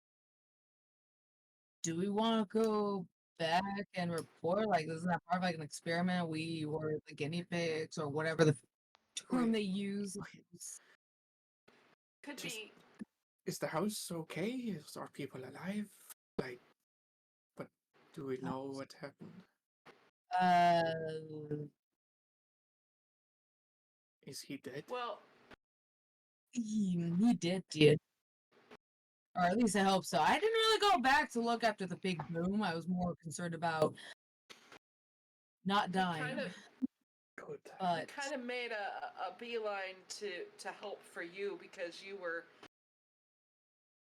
we almost lost. I Almost lost you. hug Lynx. Like, thank you. And then I hug Ashley. Thank you. bring it in. But What? what you're saying makes sense too, but like between the two things, maybe it's not a single thing, maybe it's the two things together. Well, I have a suggestion then. And he's still like pressing his knuckle into his forehead, just like as if the pressure in his skull, he's just trying to like counteract it by like burrowing something through. Uh, we just did a certain Kami, right? What's its name? A favor.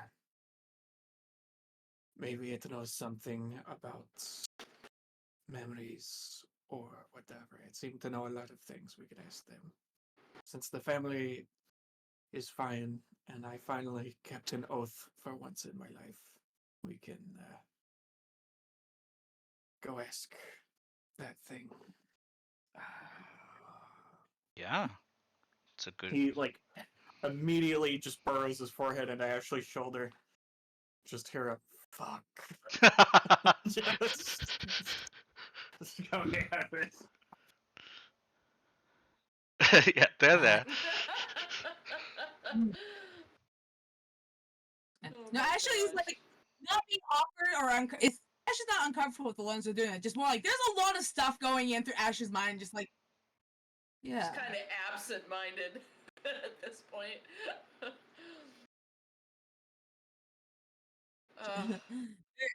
they're definitely trying to figure out what the hell. Is your But I feel like what Lynx was saying though, Ashley is starting to feel more like maybe that woman was someone that Ashley desires to be. And so, but that's kind of where their brain is starting to interpret.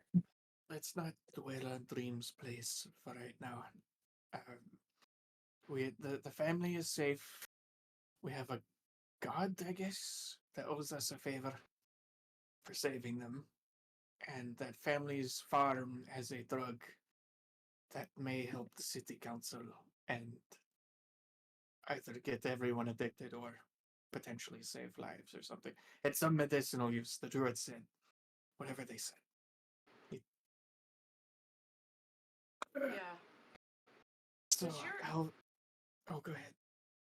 does your head hurt? Oh, my head. You look like you're still in a lot of pain. Two fists, eyes closed, directly pushing into his eye sockets. Just Oh. like Yeah. trying his damnedest to just deal with the pressure that's built up in his fucking skull. I've been better. Yeah. We need to maybe get you a little something more so you're a little more comfortable. I'll be right back. And she's gonna run downstairs and ask for some ice, Mm-hmm. like the old-fashioned Anyway, an ice, Nice. an ice. Make a little ice pack and bring that back. She's certainly not thinking about taking any more kind of medicines at the moment, so she's like, I'm gonna just get some simple thing and ask if they have any tea that's like good for a headache or something, and bring that back up for him, along with maybe a little plate of bread or cheese or like whatever they offer for breakfast, in case anybody's hungry. And so she'll run back up with that and be like, here, put this on your head. And Yeah, so they've got some like there would be some jasmine or something like that, some jasmine tea, that they would recommend, and sort that out for you. As you come back with it, you don't really think of it at the time because it's just whatever you could gather. But the vessel that you're carrying the ice in happens to be in the shape of a boat, and the ice blocks go into it, and you're just carrying that up, and you place it on a side table, and sort of bring the tea to Lorenzo, and show him the ice, and show Ashley the ice. Ashley, as you gaze at the ice, and the boat that the ice is in, you remember the next part of your dream, which you didn't just up until now. Sorry, you cut out there. You're remembering the next stage of your dream when you look at the ice boat, because it's in the shape of a ship. I think what we might do, let's turn our cameras off. Okay. So now that I turned mine on, the sound got better, which is opposite of what it usually happens. But yeah. Okay. We'll see if that helps. Okay. So the next part of your dream, you find yourself in a saw wood cell. Rough, sea-worn hands brought you here. You curse your inexperienced body for having a mind of its own, and you curse that gorgeous creature in the hull. You curse your employer for giving you this job. Stowaway was just the beginning, and now you've been discovered. In short order, another woman appears, clinging sweat, brown and dirty, accentuating the weariness that her face is betraying. Her determined gaze is resolved as the blue-grey tinted particles of dust descend once more on the tanned leather armor fitting slightly loose on her supple, battle-owned body. The captain wants a word with you, lad. You'd best be coming along quiet now, or you'll be having a word with the gangplank at 5,000 feet.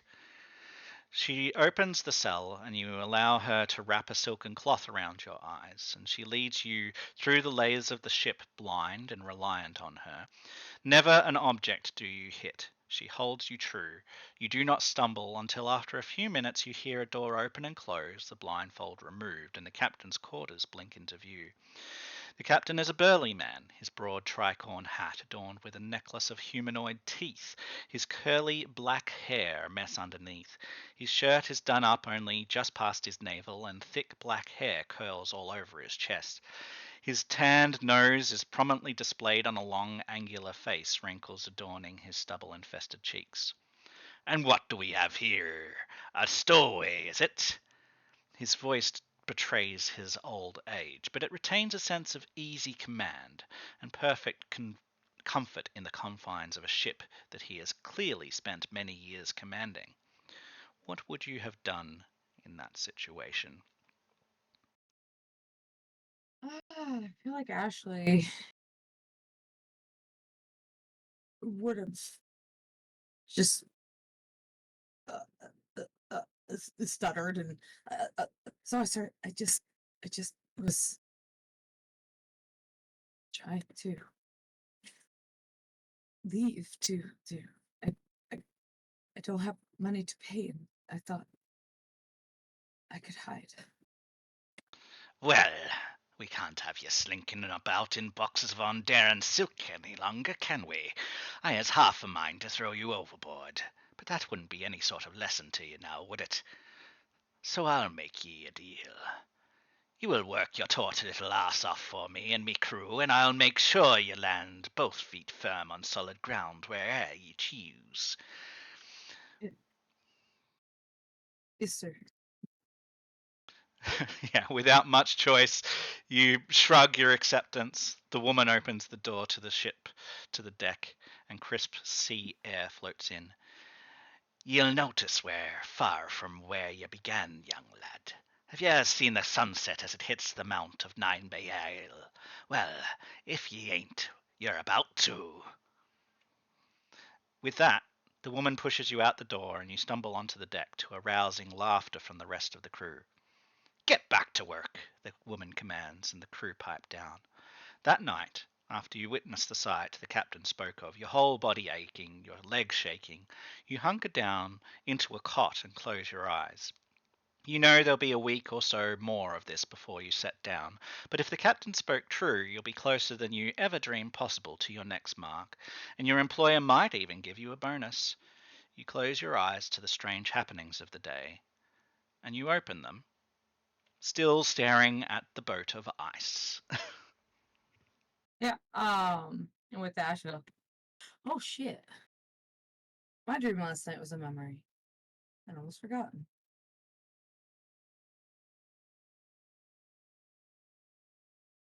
And Ashley just kind of has that like blank, lost in thought stare. Like that's why the woman's familiar. Not so much. I want to be that. But that probably influenced a lot of why Ashley does what Ashley does.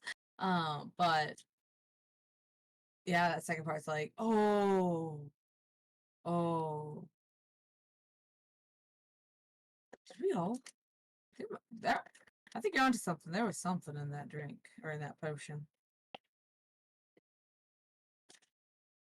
It's so odd. It's so odd, right? I mean,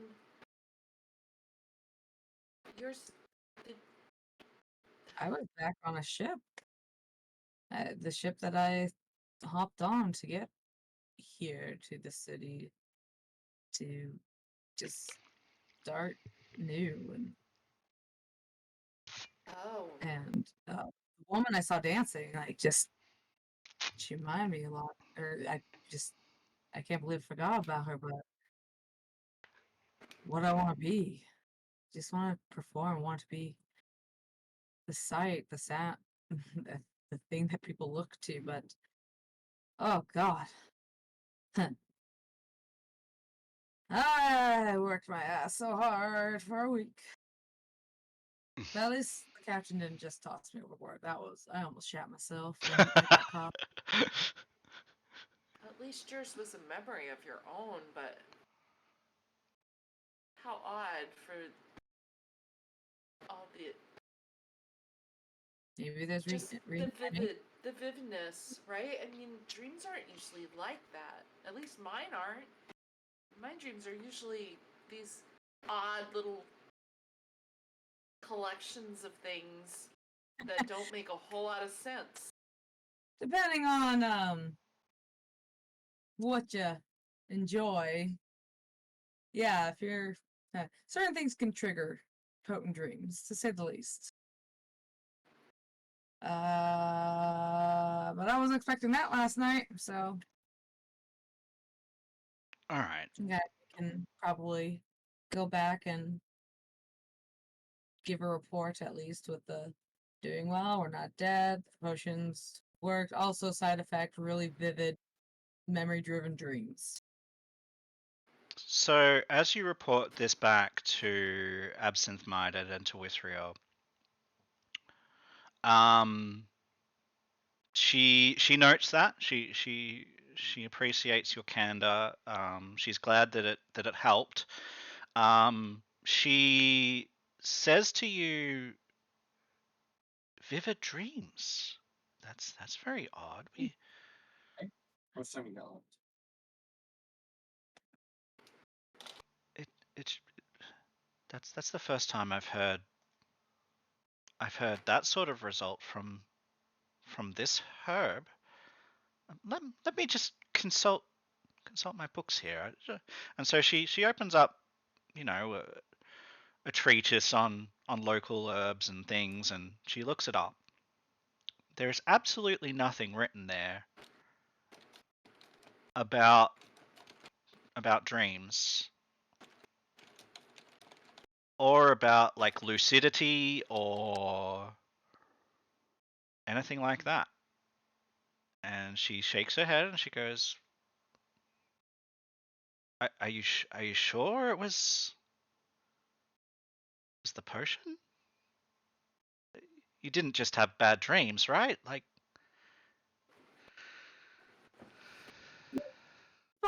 Yeah, coincidental that the three of us on the same night. Like, and I don't know, this was like reliving the moment versus elements that glittered in and out but didn't connect.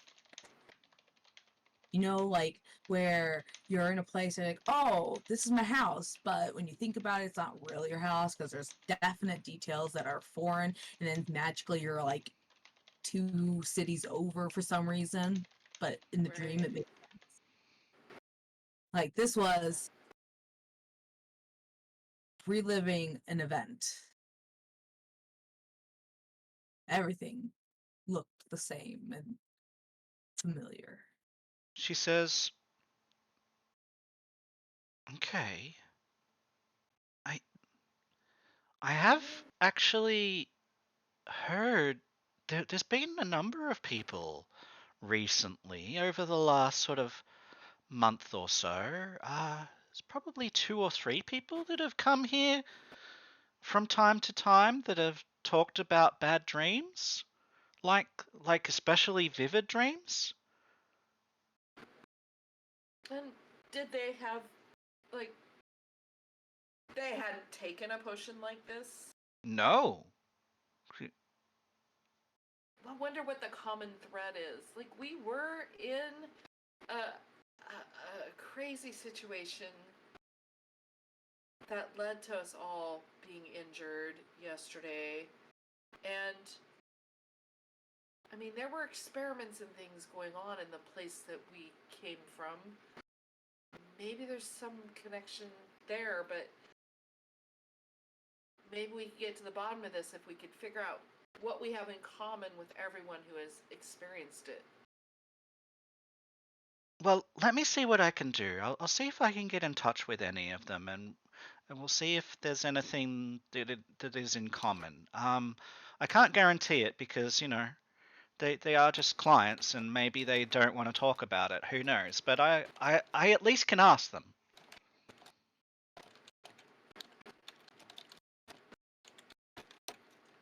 And so yeah, she promises to do that, to to follow that up. And she says, "Is there anything else I can do for you?"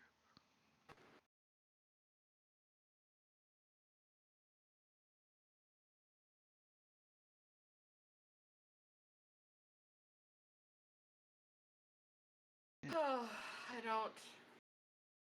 I can't think of anything else at the moment. Here, You can find us at the Brass Ring or send us a message there if you come up with something.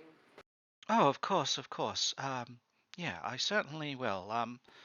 Well, I hope you feel better, and yeah, if you have need of uh,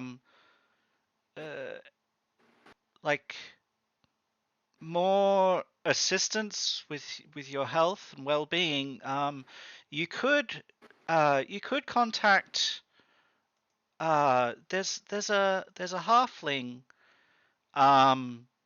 in town that he's actually a Galanda halfling, not a Jurasker, but he has Jurasker poultices and potions. And he's a bit of a hospitaler. He takes care of all manner of people throughout the city. Perhaps if you have need, you could visit Enrique Galanda, and he might be able to help you. Oh,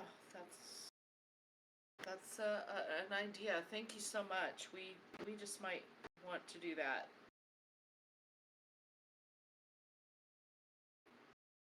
All right. So you guys head out. You do you want to sort of take some time off? You know, all of the things that have gone down. Maybe you should like also at some point report this to Rontaltain about kind of what went down, and maybe he has some thoughts about it at some point, but maybe you don't feel well enough to do that yet. I keep suggesting we go to the museum so it can report to the painting, and so the family can go back to their farm. Oh yeah, because the guy that was hunting them is dead. Yes. That's a And good also, idea. I keep saying Yeah. we could ask the kami about these dreams. Okay. Yeah, so you guys can head to the Thranish Museum, um, and take Portal in the in the painting again, and let the Kami know. So, you let the Kami know that Eduardo Montalborn has met his demise and that there isn't a danger anymore. And you also want to ask the Kami about the dreams. Yes. Okay.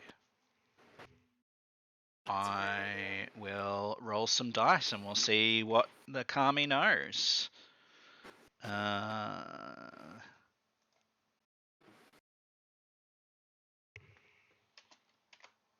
hmm, let's go here. Cool. Still on somebody. Okay, that's okay. Yeah. So the Kami listens to you.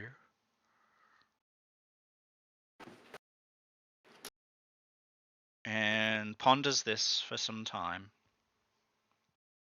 It says, since you have assisted these folk that I am sworn to protect, and since you have eliminated any threat, I can tell you what I know. There, this dreaming, it it's not because of some potion or some poultice or even some plant. There is something in the air, a foulness, a taint,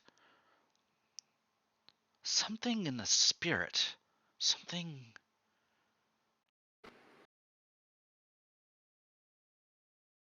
polluting Throneport. Something from below?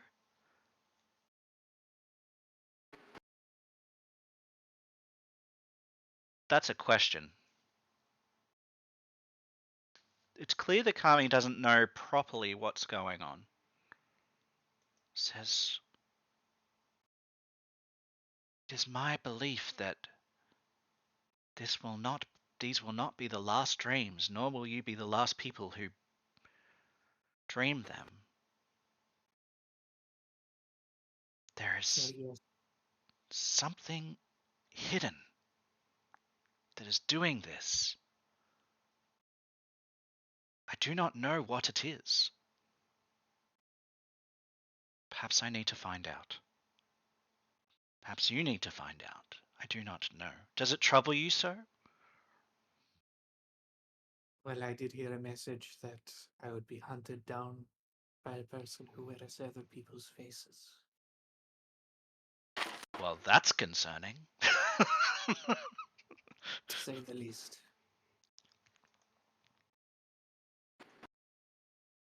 A person that wears someone else's face. Do you That- mean a changeling? Probably. Oh. The changelings, they've had a rough existence. Is that so?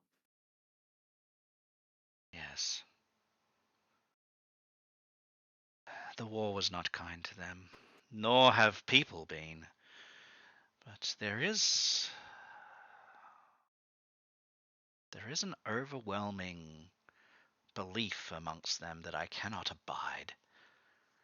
One of violence, of war, of battle, of blood, of rage.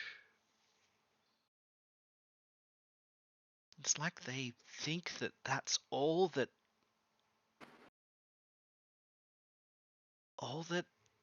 is real, or like a parasite that can't be denied, like life itself is just violence.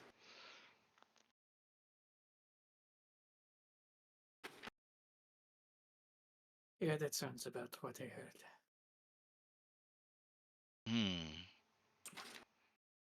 Why would you have a changeling after you?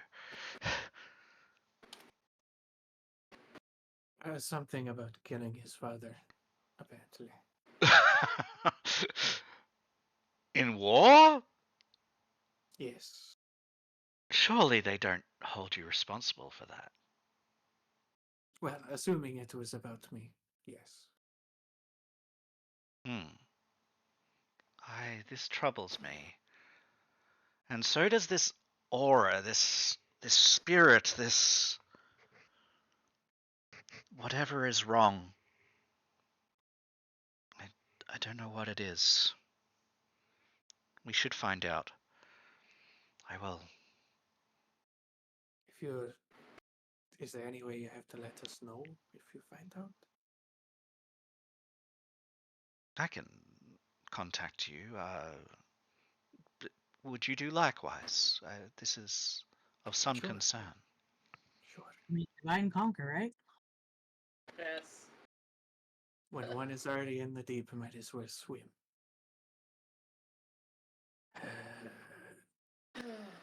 I also turn to the family. Are they safe to come back?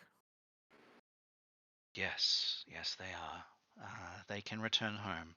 If the threat is gone, then they are free to leave. It is their choice. And the family you will choose to leave. They will choose to come back. I turn to them before I forget, and immediately just By the way, you can make a fortune. The father, he sort of raises his eyebrow. He's like, "Oh." You know the weed? The weed? We found out about the plant that not Rontaltain, but that Montalban wanted from you. Oh, the one that he offered money for. Yes. Oh, what about it? It has the potential to be a great medicine. Really? Yes. Don't ask me to explain. I do not know. But the city druids know, and Rontaltain knows. And if you would do business with them, you could stand to make money and we could stand to do something about the city, I guess. Well, that is very interesting. Yes, well, we have Yes. plenty of it, that is for sure. Yes, you will supply it to the druids? He says, well, we'll have to be careful. The last time we touched it, all manner of horrible things happened. Yes, use gloves. Yes, use gloves. That's for sure. Highly recommend. Definitely not a plant to play with casually. Well, all No. right. So And he. all the more reason to not allow drug lords. ahead. He goes, well, yeah. He says that was not, yes, a consideration, but I will take that take that into consideration. He Uh, looks very seriously at him, and he's like, "Good." Just, like Lynn brows shudders. no drug lords. Triggered.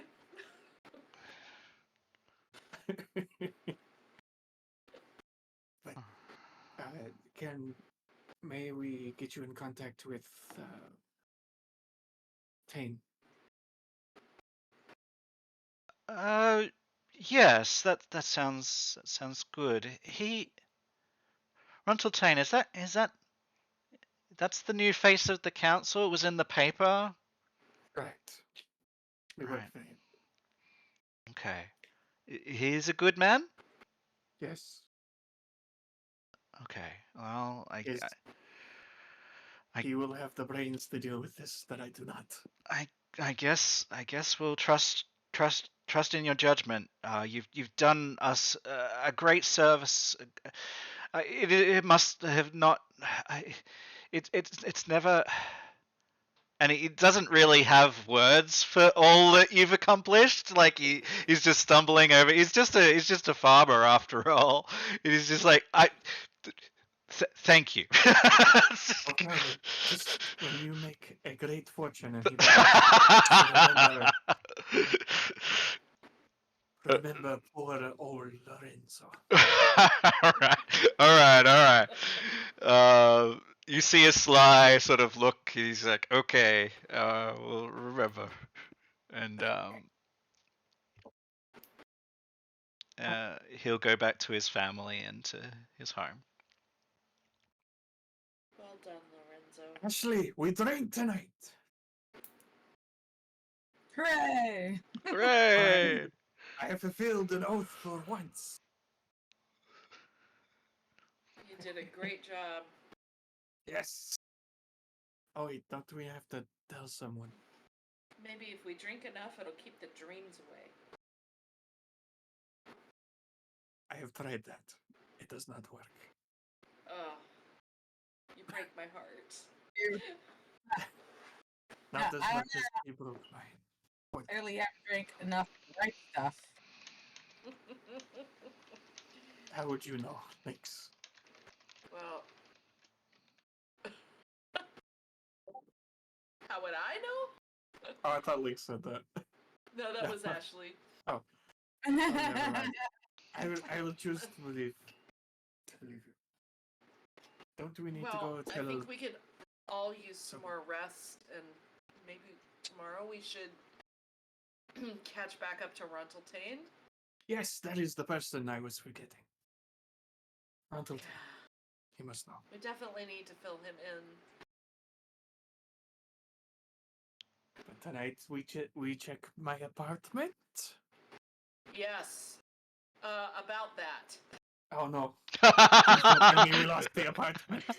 She's gonna put her arm around his shoulder, like you do when you're gonna tell somebody something a little, I went to get my cart last night. Did you happen to take a good look at the cart today? No. So, I didn't have time to go into the apartment itself, but the carriage house at the apartment tagged. Somebody tagged it. They tagged. Look at my cart. I'm sure we took the cart to go to the museum because we're not. None of us are in great shape today. So Yeah, you Look see at anti-bureaucracy and anti-throne port and anti-council sentiments graffitied in gaudy, bright paint all over the cart. So maybe we want to take a few things with us just in case. I don't know what we're gonna find. I mean, they went inside the carriage house to do this. Who does that? Who breaks inside somebody's property to do this? My new cart. My apartment. I hope not. I hope not. But maybe we should check it out and then drink. Okay. Well, maybe starts we should weep- all get starts some Korean weeping. Grill. As he says. I'll show you what I like. Ugh. Oh, no. All right, so yeah, you can head back nervously to your apartment to see what the damage is, and you go into the like the wagon, like the cart holding, and see what's been done. The walls of the cart holding are graffitied, and the floor. But inside the actual shop and inside the actual apartment, nothing has actually been done. It's actually in perfect shape.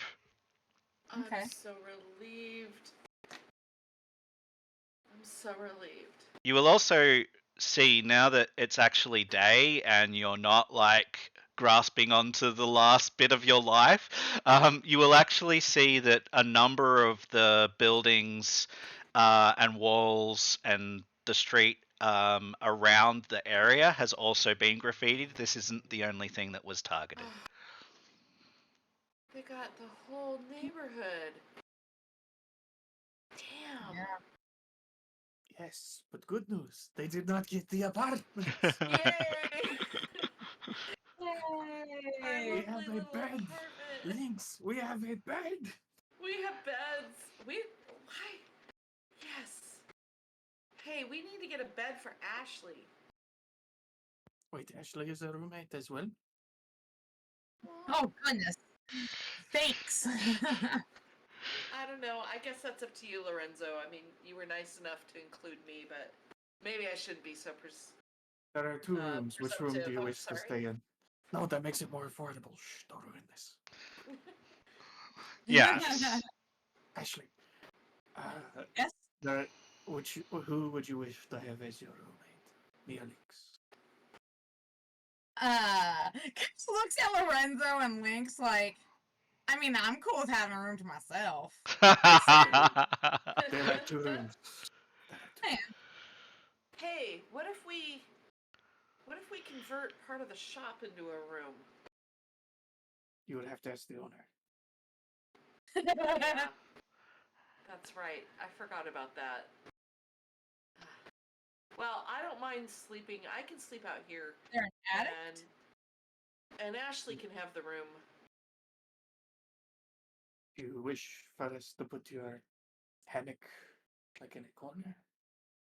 Yeah, Like that'd be living room? great. Let's hang it up over there in the corner by the I don't know, wherever.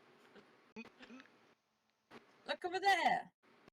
Yeah, so yeah, you can I think you guys already said that you were sort of like changing some of the outfitting and making it feasible to live in with all three of you. So, the dressing here has changed, but obviously we can't necessarily change what you see on What we the see, screen. yeah. But yeah, it's changed to whatever it is that you guys would have done. And yeah, so yeah, you see it hasn't been damaged. You see that the I think it was a halfling or gnome. I think it was in charge of the shop. I It was can't a gnome. remember. It was a gnome. It was a gnome. Yeah, that Um, sounds right. And yeah, so he greets you and makes small talk and stuff. Says about the the graffiti and stuff.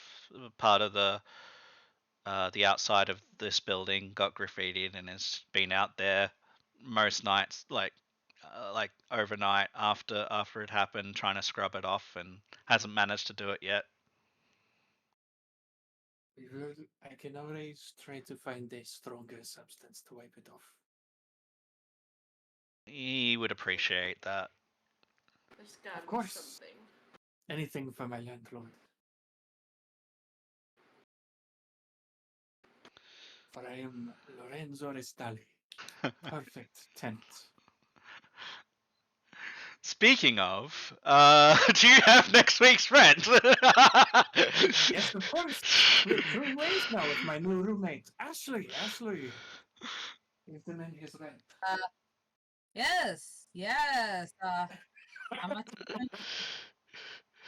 You guys can sort it. I will let you guys know what it is and stuff. I don't want to bog it down, but yeah, you can figure it out. We probably have more money than we think as well at the moment, so I need to double check at the end of the session to make sure that all the loot and valuables and everything has been divvied out. So I'll make sure of that Cool.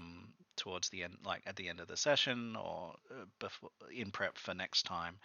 But yeah, you guys can rest. You want to sleep the night before reporting into Runtle again?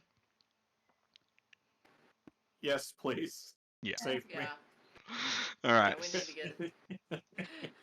So yeah, you can have another night's rest after keeping yourselves just doing sort of pottering about things. So why don't you press the rest, but do so twice to suggest that you've spent the day, just chilling and preparing and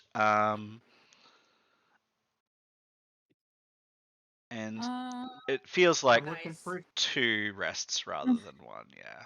looking really good right now. Yeah. So Nice. Right. yeah. Yeah.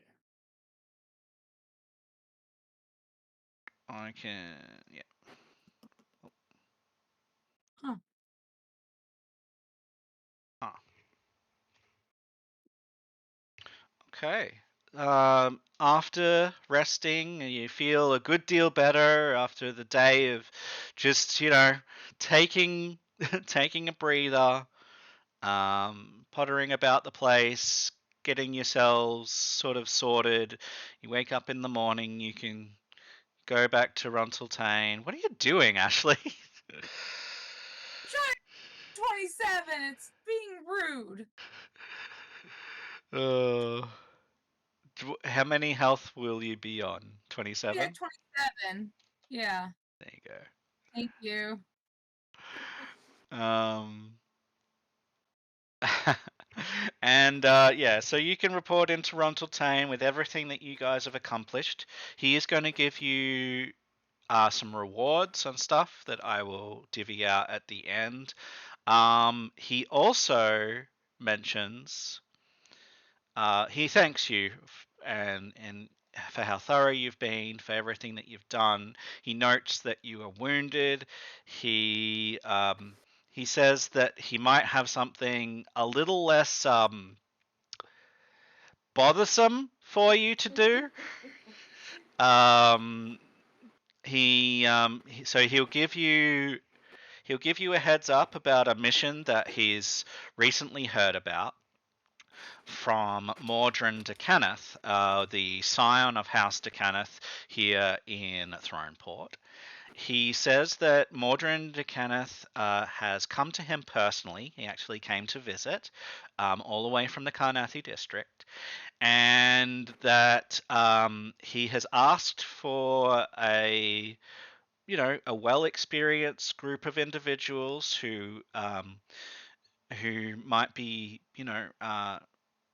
good at negotiating and stuff like that, and so Runtel has thought of this group, and he says that he doesn't know all the details, but the short story is that it seems like Mordred de Kenneth would like to hire some people to represent him at an auction to purchase an item or items that that Mordrin is looking to obtain from said auction.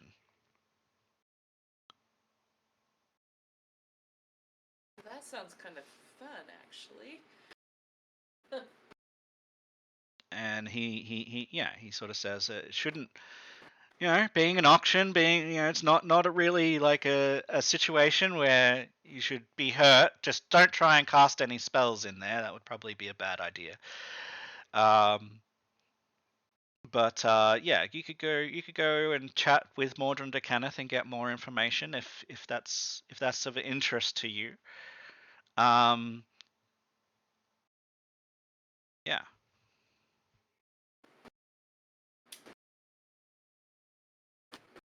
Lynx looks around at her counterparts.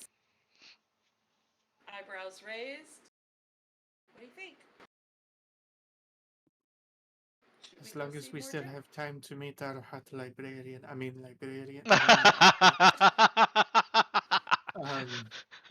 Then yes, I'm fine with an option. Yeah.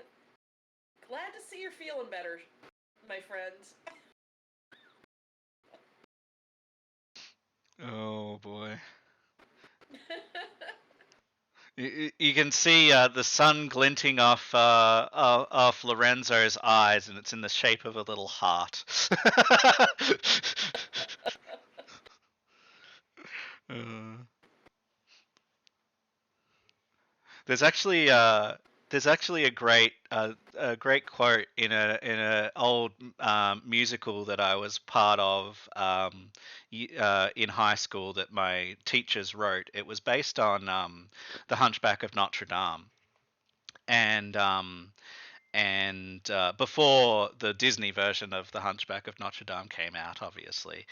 And Phoebus is talking to Esmeralda, and Phoebus says, "Your eyes are so beautiful," and Esmeralda, she sort of colors a slight shade of beetroot as this very attractive man is seems to be flattering her, and he says, "Yes, when I look into your eyes, I see two tiny little reflections of me."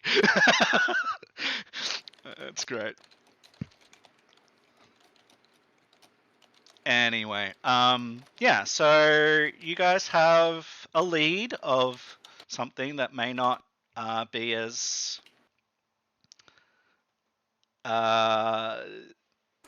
brutal as what you guys have experienced.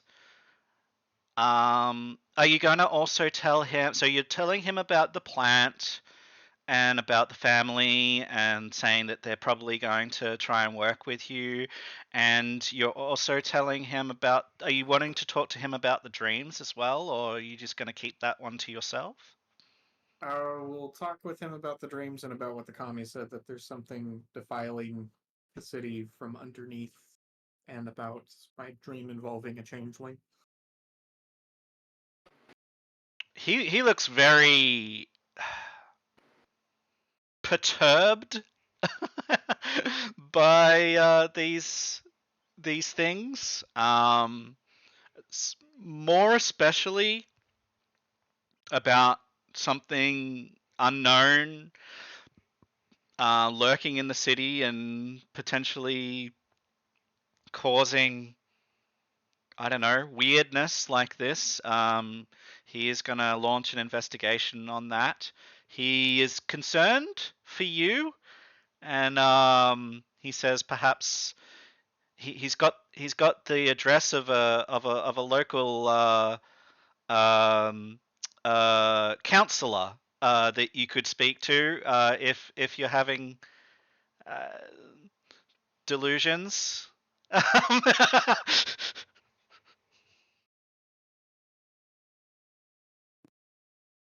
Sorry, I don't do counselors.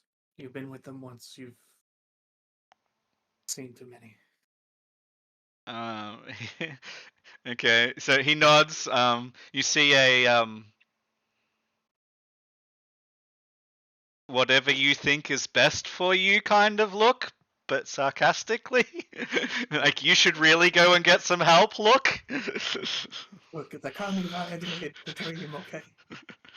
Well, Rontal, Tane, Mr. Tane, I had a weird dream too, like a way too vivid dream, that I'm pretty certain was a memory of my mother as a child. These aren't just dreams that are disturbing, they are bizarrely vivid and unusual and not your everyday variety of dream or nightmare. All right. Well, he pays more close attention and isn't as Really, Oh, dismissive, also- I sure guess. a counselor could help. Maybe we need. the one place there are more What? other Yes. people. Yeah. The guy at Absent Minded said a lot of people were reporting similar dreams. We've asked him to let us know if any common threads appear or if they learn something more. And of course, we promised to do the same. So, I don't know. This isn't just, this isn't something I think a counselor can really help any of us with. He apologizes and says, he says, "Well, fair enough. I hope something is found. I'll talk to my people and see see if we have if there's any other information I can find for you."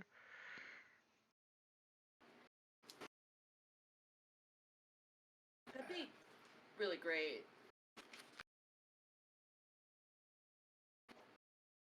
All right. Well, we are coming up. Guys, should we be telling him, what about the werewolf thing?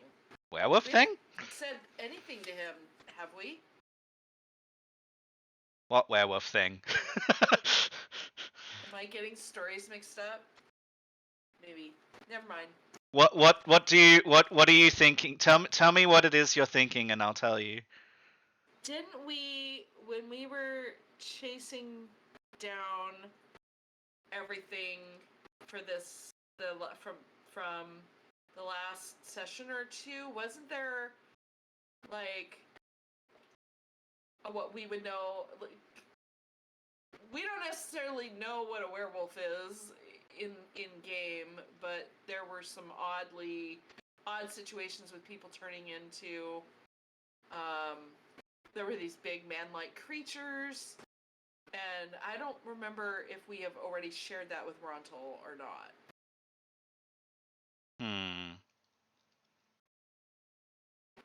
The chronology's been lost with the long. The only thing I think that sort of matches a little bit of that, at least to my from what, unless I've given you misleading information, which I could have, because there might have been a natural one somewhere. The only thing would have been those skin snakes. That you guys later found out were the children. Other Okay. than that, the party may have heard something like that, but I will tell you, if you did, it would have only been on a natural one. So it's Okay. possible. It's possible that you did hear about something like that on a natural one, but there's nothing that I am aware of, being the writer of this adventure, Cool. that is. So the characters, if they have heard about it from a natural one, would still ask, I imagine, but because Yeah. but you're not gonna find, if you go asking, no one's heard about it. Okay. Yeah. Cool. Sorry. No, you're okay. It's hard to remember Makes it- exactly everything. So, Yeah. okay. Okay. well, we're coming up to like the 3 hour mark, and we tend to like to stick to about that. We started a bit late, which makes it feel a little bit less. It's been 2.5 hours, but um, it's because we started a little bit later. So, do you guys want to start thinking about heading off for dinner and things like that? Or Yes. yeah. Yes, please. Yes, please. All right. I'm So sorry. no. It's very good. It's been a cool session. I'm gonna finish the recording here, and I'll just check in with you guys and make sure we're all good. I hope anybody that watches and listens in to the recording has a good time. And we're mostly keeping it for ourselves so that we can go back and keep it for posterity. I hope you all had fun. It's great to be together again. So thank you each for coming along and making it a priority. We will hopefully be back, in a couple of weeks or a month, or it was somewhere ish.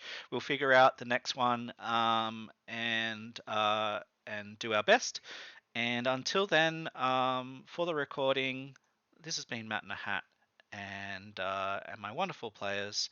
So we all wish you a good day and look after yourselves. Good night.